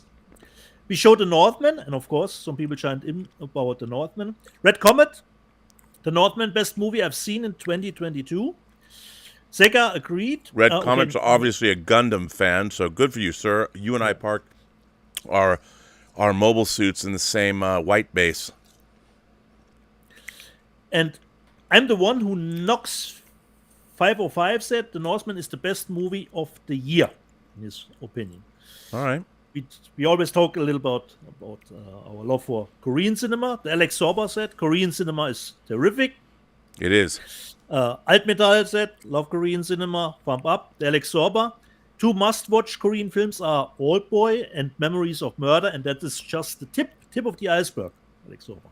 I agree, and I own both of those movies. And they're great. And Tim, Memories of Murder is great, and then they solve the murder, so they have to make Memories of Murder 2. 2, exactly. Because when I watched that movie back in the day, Rob, I was pissed. Hollywood has trained me, has learned me over the years. We will catch the bad guys. They will come behind bars or will be shot and killed. Mm-hmm. And there is a movie where I sit through 2 hours, and they didn't catch the bad guy, Rob. But that's very Asian. I love it. Yeah, exactly. God bless the Koreans. At first, I was totally, what is this? but now I love the movie. By the way, Okay, since we're totally talking about Korean adore. cinema, can I just give a shout out to Yeah. Lalisa and Blackpink, even though Lalisa's from Thailand? Just thought I'd give you that as a side. Blackpink in your area, you know what I'm saying? Yep, I know you do. Considering the movie Escape from New York, which is of course called The Rattlesnake in Germany, Tim Hens can't believe the Germans not being able to tell the difference between a cobra and rattlesnake. But Tim Hens, he didn't make the Poltergeist cover, okay? Have to bring a little bit of a defense here. Chuck Hayworth, I love Hudson Hawk, you know? I do too. Red Comet. I always saw this movie whenever I would go to Blockbuster. Speaking of Bruce from Bill Barclay, I see recently he was on the roof of Nakatomi Plaza. Professor M, Hudson Hawk is bad. Hudson Hawk rules. It's got Richard E. Grant and Sandra Bernard as villains. Come on, what's not to love about that? And our friend Tom Jr. Jackson, love me some Hudson Hawk, one of my faves. Hell yeah, Tom Jr. Jackson knows what's up. That's why he's a goof person. Yeah. Tom Hanks, like we asked probably ourselves, Rob, considering Johnny Mnemonic, the black and white version, why? You know? I would say, why not? Okay, why not? Pod Racing Palpatine asks, where is Bruges? Bruges is a city in Belgium. Yes. I hope that this is your question. Oh yes, in Bruges, very nice visuals. Demands in Bruges, so politically incorrect. I love it. Red Comet, I saw a double feature of Dragonheart and the Phantom. Great double feature, Red Comet, from my perspective. Agent Silver Fox, I think you drank a beer last time, Rob. He said, Rob, sorry, but that beer looks flatter than the new Thor movie. Did Waititi pour it in? Wow. Yeah, that's what we get in the live chat, Rob. Okay? People are criticizing the beer I'm drinking. Wow. Yeah. Tim Hens, memory seems to have slipped Deeds and RMB's mind. Well, Tim, what can you do when you get older? Jermaine King, Morbius is going to end up being a cult classic. No, Jermaine. No. It won't. No way. Kenneth Crayley Jr., Rob and Dieter, you are amazing. Both of you are. Thanks, Kenneth. It's always nice to read. And Limak Ajax asks me, what are my favorite German movies and directors? I haven't really thought about it, Limak. I don't have any specific directors that I would say this is my favorite German director. It used No to be Wolfgang Petersen? Yeah, Wolfgang was great, and Roland in his first days, Universal Soldier, you know, Stargate, and Rainer Werner Fassbender? Yeah, Wim Wenders? Come on, dude. yeah, but I don't have really a favorite under them, you know. And of course, we talked a bit, of course, of Thor: Love and Thunder and Rogue Finger. Thor: Love and Thunder will be the first MCU movie that I will not buy on physical media. Sean Nelson, 63. Just because Thor is funny doesn't mean he's stupid.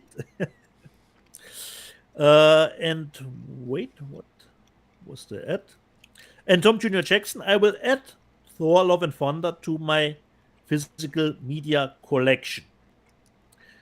Rogue Fresh says, True Trash, Slacks confirmed. And he means Slacks, the movie with the murdering jeans. Okay? 2 Tears in a Bucket says, thanks guys for the show. Seems like the world is going crazy, but this show is a great place to share our love for physical media and take a break from the chaos. What can I say about such nights? Live chat comments. And he asks us, and 2 Tears in a Bucket asks us, do either of you guys own the Ice Pirates? I don't, Rob. Do you own the I Ice don't. Pirates? I don't. You know, I saw the Ice Pirates when it first came out, but I take my sci-fi too seriously. I'm a pretentious bastard. It help me, Rob. It was with Robert Urich. Yep. Urich. Okay. Yep. I remember. I think I've even seen it in theater back in the day. Okay. Victor Fontaine, answer to Alpmetal. Shang-Chi lost me when the headless rabbit chicken took them to the China Fantasyland. Victor, you're right on the money with that. Bill Barclay. Dieter, ask Rob on the next week's show if he's seen the recent Resident Evil series on Netflix. From my perspective, Bill, like I told you, I've only seen the first episode, not more. Rob, have you watched Resident Evil in some capacity on Netflix? I have not yet, but I need to catch up on it. And the next one is especially for Rob because he told the story many times, but I'm really looking forward to hear it again. Uh-oh. Tim Hens asked us, Rob, Dieter and RB, what is your view on Zack Snyder's Dawn of the Dead remake? I love it. Rob, tell your story. Well, okay.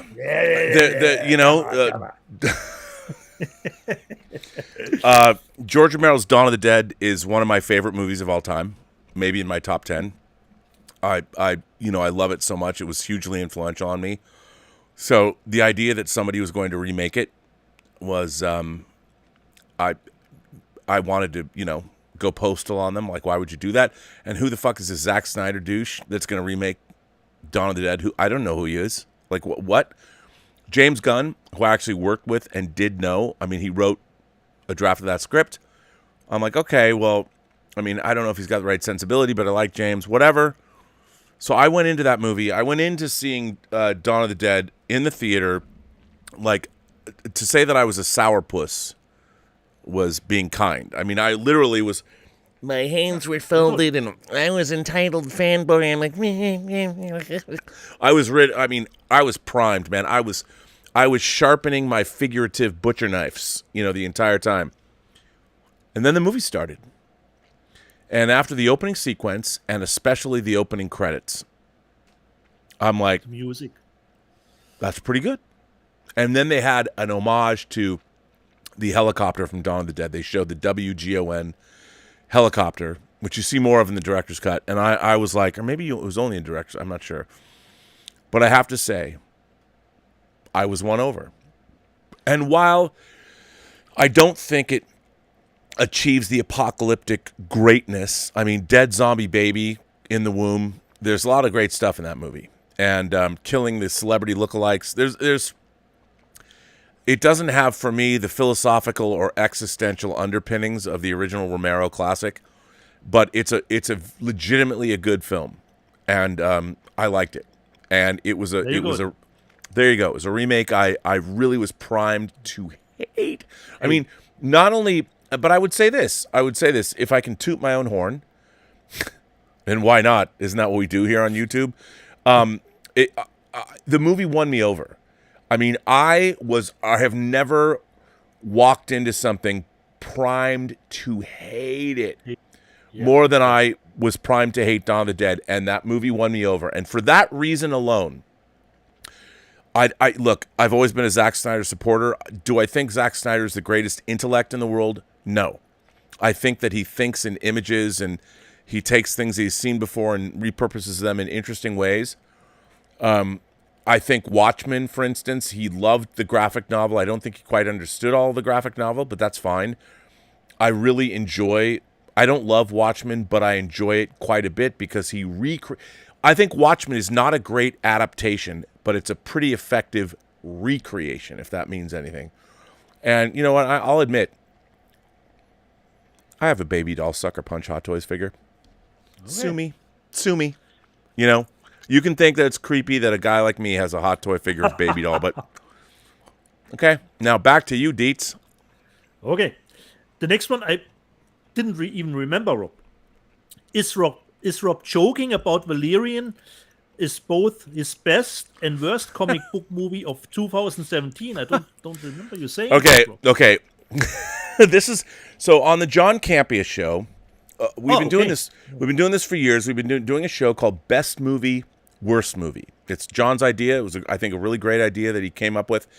And so it's John and I and Cody Miller, Olympic swim champion Cody Miller, gold medalist. And John picks pretty random topics, and we picked the best movie and the worst movie in that category. And we had to pick what were your best comic book adaptation and worst comic book adaptation of 2017. And Valerian City of a Thousand Planets was my best and worst comic book movie of 2017. So Okay. tune in to Best in. Movie, Worst Movie. Go subscribe to John's channel and watch it. I'm a big fan of doing that show. It's a lot of fun. We'll be doing one. We did disaster movies and we did Chris Evans movies this week. Yeah. Exactly. So this was the live chat wrap. The last one I started the show with, when it said, "Get your Rothrock." Gary, I did get my Rothrock. Righting wrongs. Okay. Should I go, Rob, with my You second go, haul? buddy. You go, brother. Okay. The second haul, Cat in the Bag. This, as far as I know, is a movie that is comprised of a series. So the series is probably longer. This is comprised into a movie, Japanese movie, which is called Unfinished. Like my and life. Test, Rob, look at the nice Ooh. pictures here, that nice. This was available as a cover too.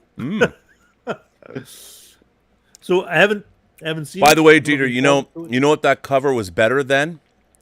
This cover, this horrible cover. Just saying. You're right. So I decided for this cover of Unfinished. So this was actually in the order with Get My Gun. This was which was what was I expecting to be in the package. And the other one, the third one, another one that I bought, Rob, because damn, this cover artwork is really fine. Chuck Norris, Sidekicks. And it's probably, I think, the first time the movie gotten an HD released. Do you know how beautiful that cover is? Look at that cover. Now Exactly. that is a great cover. You know what that cover is better than? It's better than this fucking lame Lost Boys cover. It's just better than that. So that's Sidekicks, and that's the German media book, right? Yeah, exactly. Look at that, the yin and the yang. Love it. Sidekicks. The next one, I think it's a new Korean movie, German media book. A little bit erotic stuff. Obsessed. Oh, I like that. In the fire of lust.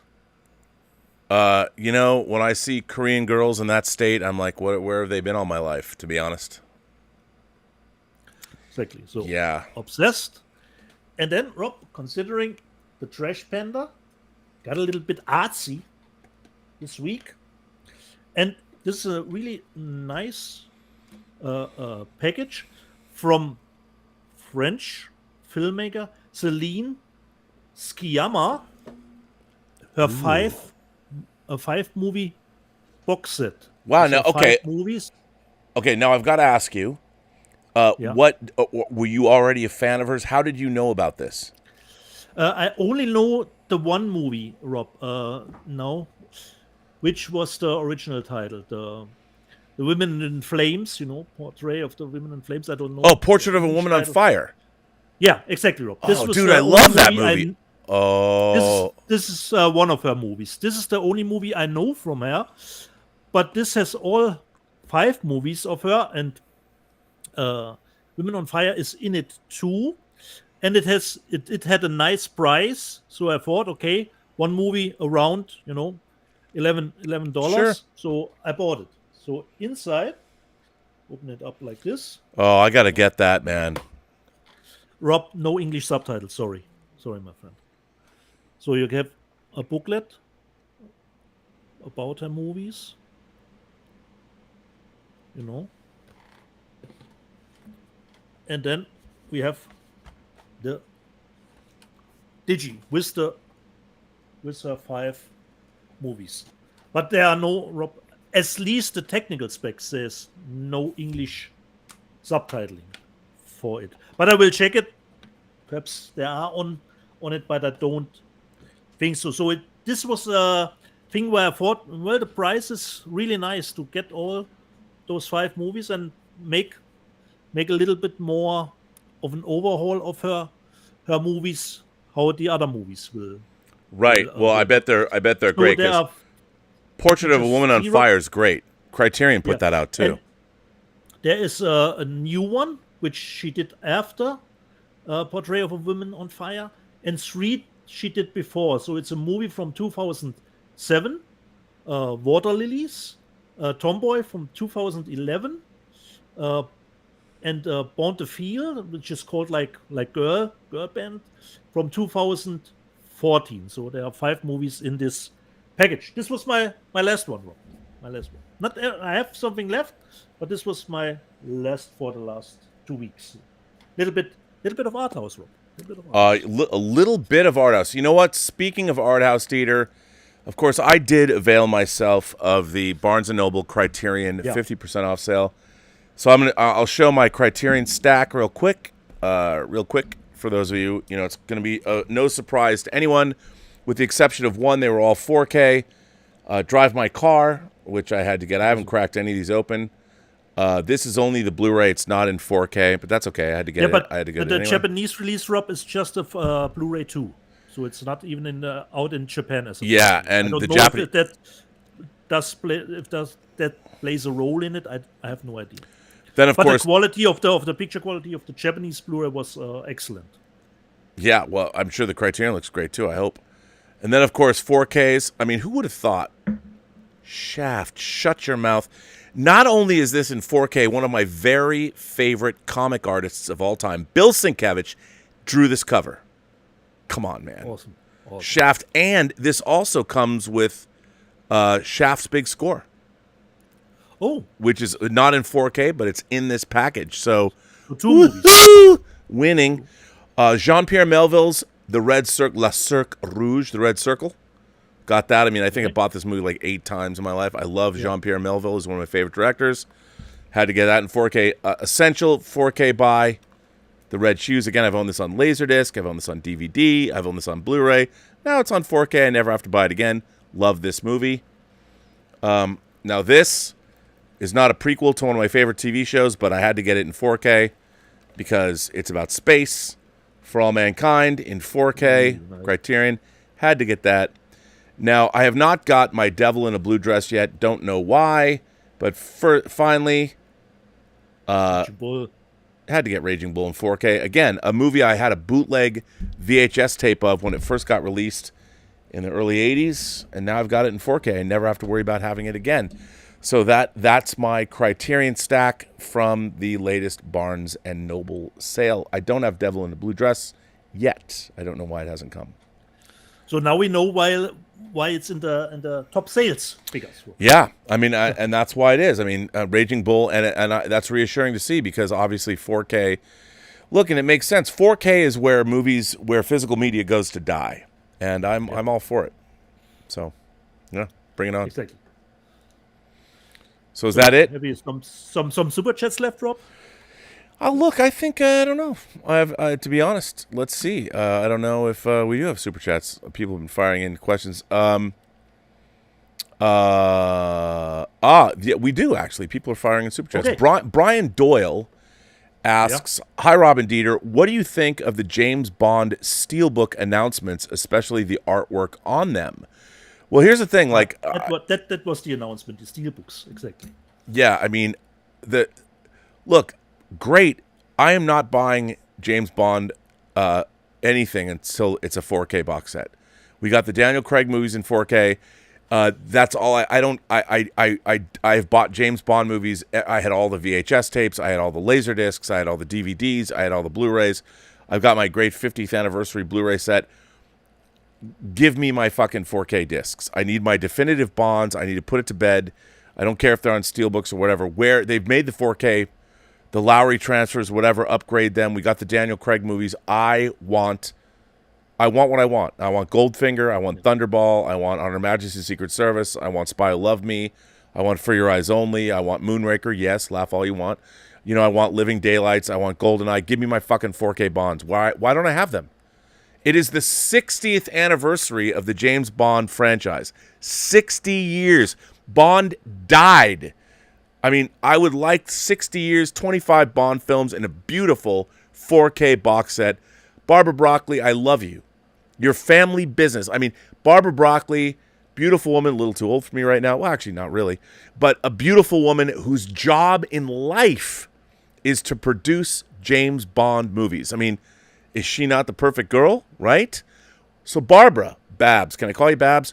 Where Where is the 60th anniversary, the entire Bond saga? Where are the Blu-rays? I mean, where are the 4K, the UHD, yeah, Dolby Vision? Where are they? Why don't I have Dolby them? Atmos. Dolby Atmos remixes. Come on. Bang. Yeah. Come on, Dieter. It's the 60th anniversary. You guys knew this was coming, right? So I haven't checked the Steelbooks myself, Rob, that were announced. Well, I don't know what I don't know what's up with that. So we'll see. Yeah. We'll see. But yeah, Elizabeth's texting me going, "How are you feeling?" I'm like, "Great," except for the fact that I have no James Bond 4K UHD discs. Other than that, so the Alex Zorba writes in and says, "This is the golden age of physical media for curators and collectors of films they love. Let's get physical media as must listen to this. Let's get physical media as must watch TV. Awesome. Rock on, boys." Awesome. We are here for you. Yes, and we will rock on. We will. What will we continue to do? And as far as rocking, Dieter? Buying physical media. No. You will rock us like a hurricane. Rock like a hurricane. Exactly. Yeah, that's right. Come on, man. All hail Star Trek Orville says, not talking about the passing of Nichelle Nichols. We did, but this isn't really a show that's relevant to the passing of Nichelle Nichols. I'm going to do observations about that probably later today. The Robo producer says, perchance, did you, Rob, see the Blade Runner San Diego version? Been looking for it on DVD, can't find it anywhere. What's in it? Well, I have the first Blu-ray release, the big box set with all the different cuts of Blade Runner. I think that's what you're referring to. There is a Blu-ray release of that, and it's great. It was the first Blu-ray release that has all the different cuts of Blade Runner. I think there's 5 of them. Yeah, and they're very different. I mean, different shots, different. I mean, I couldn't go through, and there's been comparisons, and they've contrasted the different cuts. I couldn't speak to that right off. I'd have to go re-educate myself because I think that came out in 2008, maybe. Wasn't one really just a work print? You know what? I'm going to call Charlie. Since somebody asked, I haven't called anybody on the show in a while. I'm going to call Charlie. I'm going to see what Charlie has to say. He might not answer the phone, but on the other hand, he might. And let's see if he will. Charlie de Lazarica, of course, worked finishing Blade Runner: The Final Cut. He produced the Dangerous Days documentary. And let's see if he'll answer the phone, because he would know. So here we go. Ladies and gentlemen, we're calling... I don't... If I can get reception, I can't get much reception here. We'll see. See, it's not even connecting. What does that say about me? Well, what does that mean? Do you hear that weird beep? That didn't sound like a dial tone, Rob. Maybe George has been nuked. Hang on. Who knows? Maybe that's it. I'm sorry, your call is not going through, sir. There's been a nuclear apocalypse. The Russians have shot their... Please put in 50 cents, Rob. Yeah. Well, for whatever reason, I can't get a hold of him. I don't know why. I need to get some booster. Where our house is, it's like we're in some weird valley. I can't get... Valley. Okay.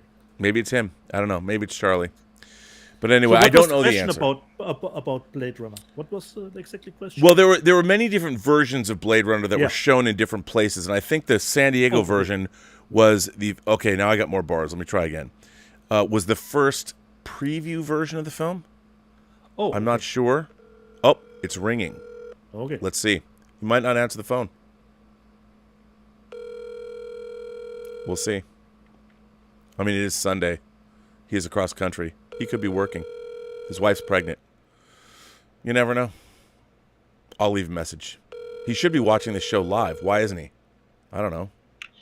Hey. It's Charlie. He's there. Charlie's there. Charlie, it's Bob. It's Robert. Hey. RMB. I'm live on Let's Get Physical Media. Oh, no. Yeah, no. I'm calling to ask you a question, and only you could answer. The Robo producer says, perchance, did you see the Blade Runner San Diego version? Been looking for it on DVD, can't find it anywhere. What's in it? I'm like, not sure. There's only one man that can tell you, and he's on the phone right now. So can you tell us about the San Diego cut of Blade Runner? Yeah, and and also keep in mind I'm still battling COVID, so I'm a little, under the weather. So You sound great. But yeah, the San Diego, basically a work print that was screened, just test screened, but there was also one in Denver, and then there's what's called the work print, which is actually available. The other version, San Diego and Denver, you're not going to find anywhere because they don't really exist as such. As you know, when a cut is developed in post-production, it might have very tiny changes in eaches. So the work print that's available in the 5-disc set or the various, the big collector sets of Blade Runner, that's pretty much it. Like 99.9% it. So there you go. Well, Charlie, I didn't realize you're still battling COVID. I will let you go, but I very much appreciate you coming on the show live. See, our viewers love it when I call random people that work in the industry. I'm sure the random people that you call love it too. They do. They love it. But I want to thank you. Get better, Charlie. I just got to say, rest in peace, Nichols. Oh, I know. Rest in peace, Nichelle Nichols. Absolutely. I'm really heartbroken that news. And yeah, anyway. I just figure of all the people in the world, I just have to say that. Yeah, absolutely. I'm going to do observations about it later. But absolutely. But thank you for that. And feel better. Say hi to your lovely wife for me. Give her a kiss. And and her dog too. You got it, man. All right. Feel better, man. Thanks. All right. Bye. Well, there you go. That was Charlie Lazarica, director of the movie Crave. And his co-writer is now writing the new Drago movie. So that's kind of cool. And the Robo producer says, I have the 5-disc set and it's not in it. Well, you just heard now that that rough cut that's in the 5-disc set is the closest thing you are going to get. The Jughead sends us a dancing creature super sticker, so thank you for that. The Jughead. Stub McShave says, what is your favorite TV series intro theme? For me, it's probably The Persuaders and Space Adventure Cobra, the animated series. It would be great as a topic for a top 50 countdown on Inglorious Trexperts.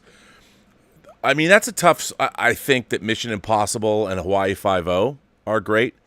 Barry Gray's theme to UFO in the first season of Space 1999 are great. The various themes for the 5 seasons of Twilight Zone are great. Not just the do-do-do-do-do-do-do, but there's other themes that are great too. That's a tough one. I have to sit down and think. Dieter, do you have any favorites? Favorite TV themes right off the bat? TV themes right off the bat. That will be a little bit controversial, but I'm always considering opening themes. I always think about Dallas. back in the day. Hey, man, that's, between Dallas and, of course, MASH, Suicide is Painless. That's another great opening theme. But Dallas, come on. Knight Rider, Battlestar Galactica was good.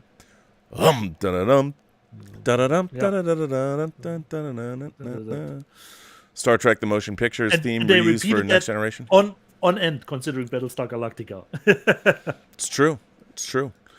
That's a good question, Stubble. I have to think about that. Yeah. So listen, I have another stack, but maybe I should save it for next week.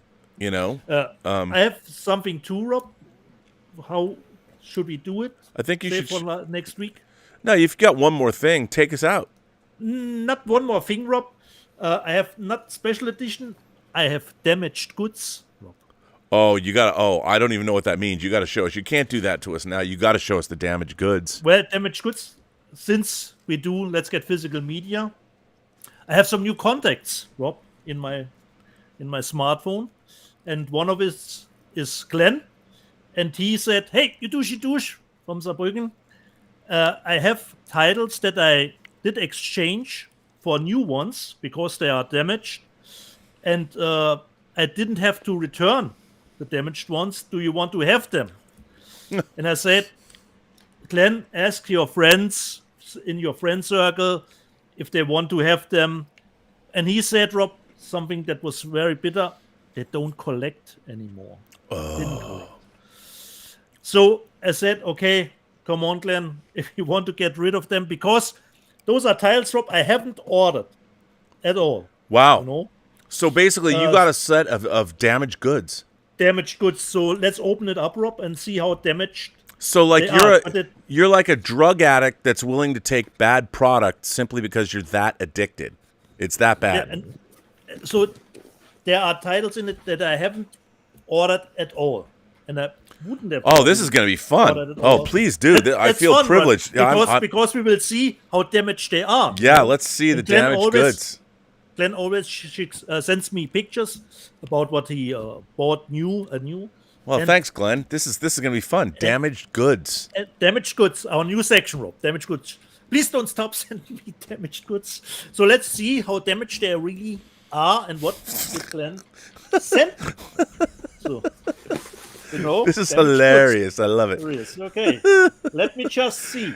Dieter's damaged goods. Somebody Damaged make us a goods. graphic. And the great thing about Glenn, Rob, I think I buy weird movies, but Glenn always shows me pictures of stuff that he bought, and I think I don't know this title at all.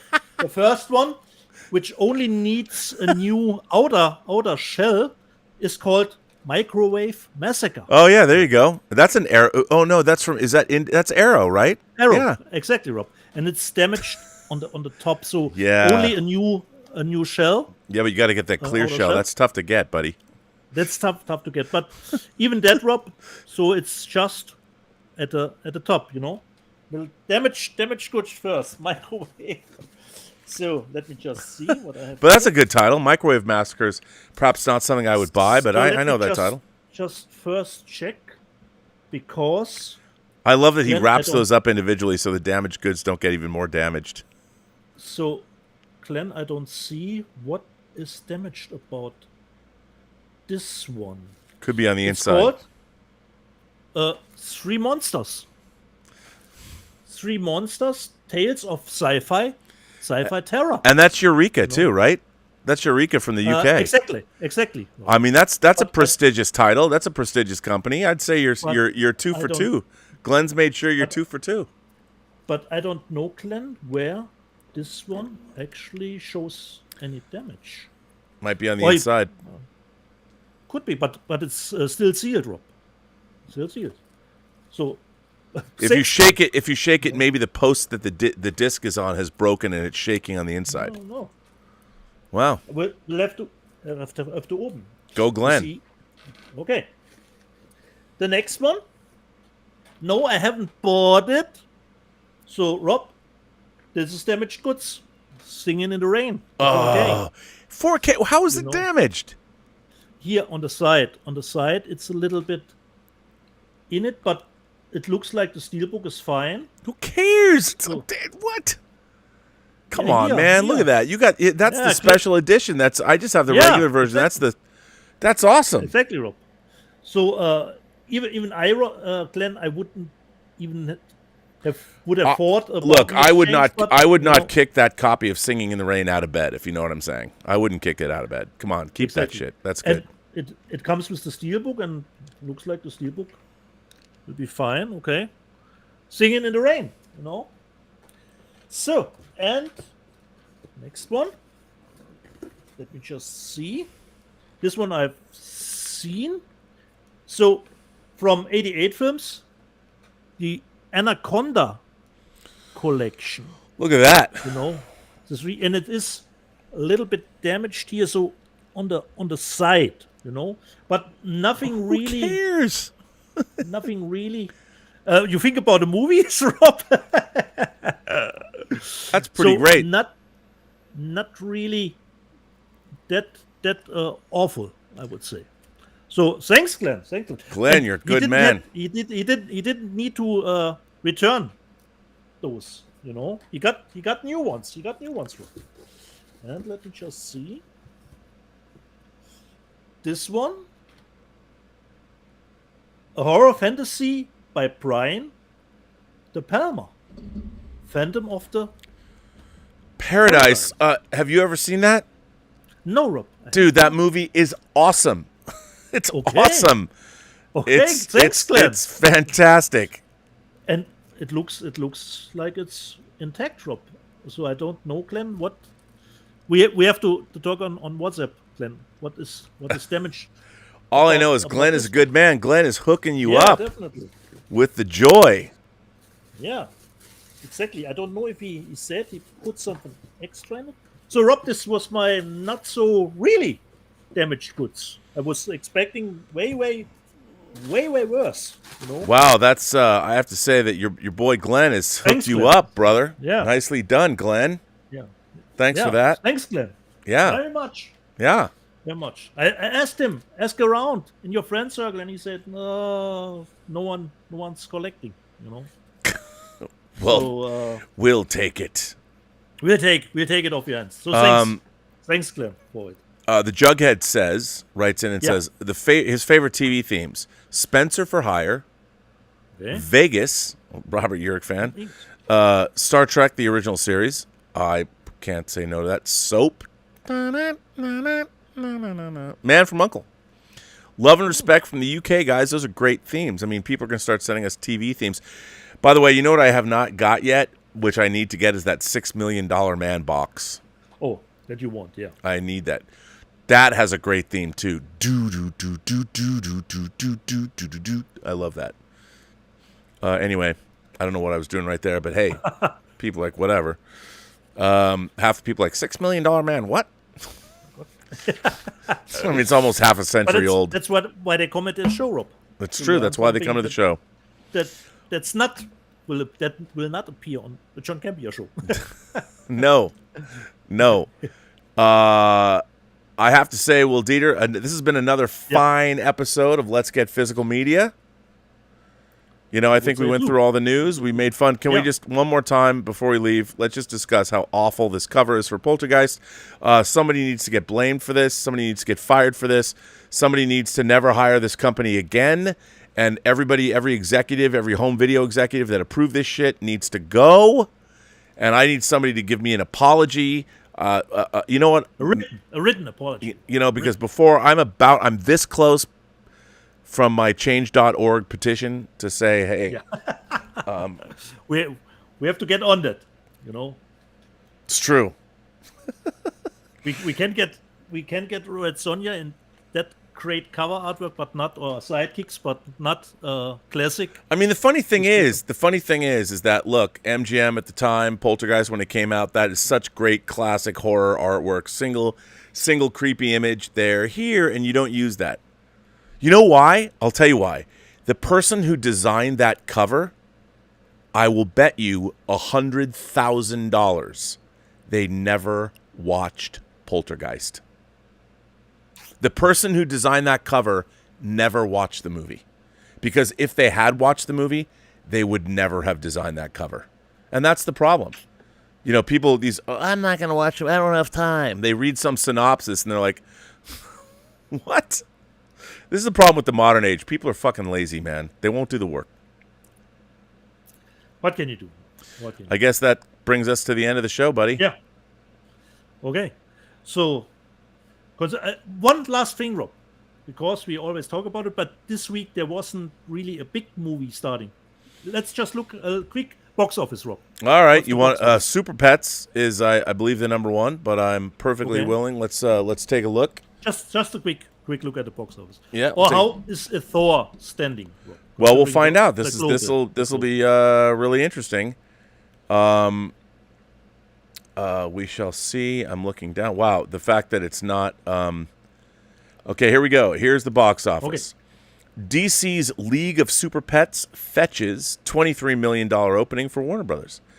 The expected summer slowdown is taking its expected course, with Warner Brothers' animated DC League of Super Pets grossing $9.3 million Friday for a $23 million opening at 4,314 screens, which is a solid result for a piece of original animation in the marketplace right now. Not that far from Universal DreamWorks Animation's The Bad Guys, which did $23.95 million. Warner Brothers has really stepped up its game in making a DC animated movie a notable choice in a crowded summer market. For those who saw Super Pets, they gave it an A- cinema score.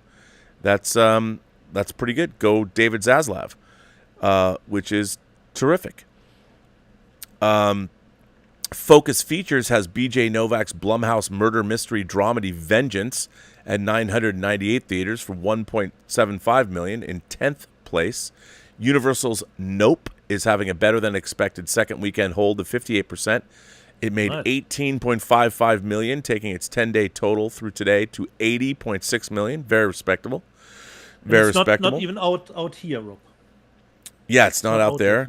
The total weekend box office, it's going to clear $98.99 million from all titles, which is pretty good. There's a lot of indie films out there and everything. Thor, Love and Thunder grossed for the weekend $13.1 million for a total domestic cum of $301.5 million. That's domestic.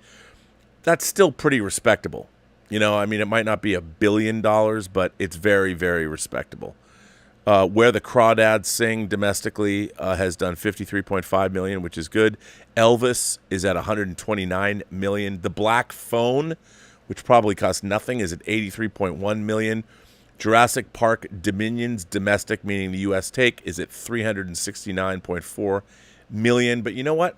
Let's check the international box office. I don't know if it has all the numbers yet, but let's see. It probably doesn't have the actual numbers yet for the week. No. Yeah, it doesn't. But okay. You know, things are doing good. But there you are. There's the box office and where we are at now. Okay.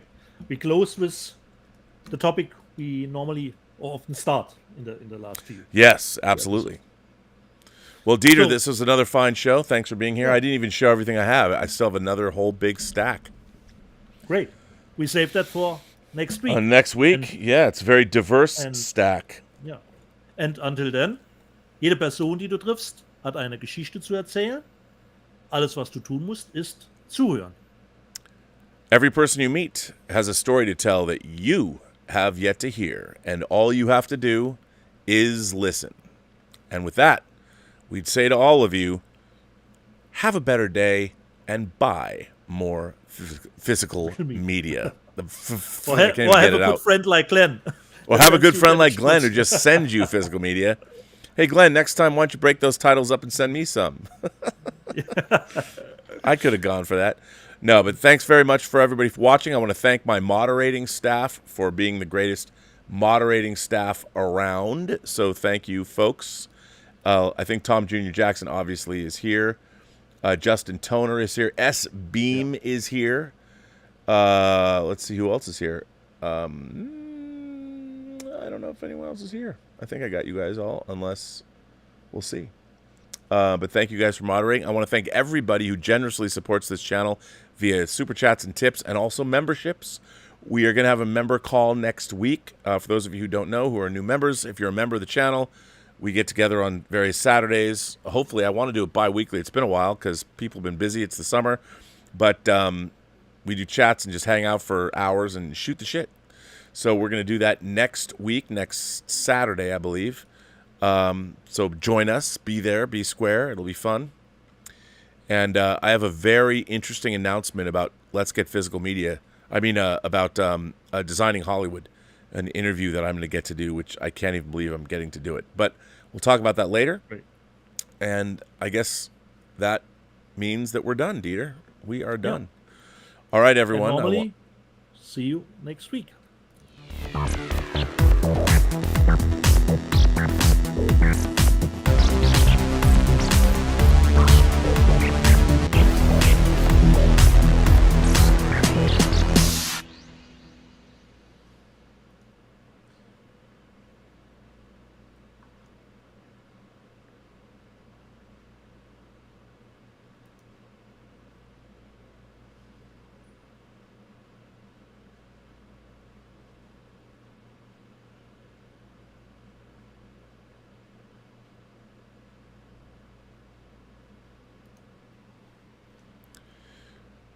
And we are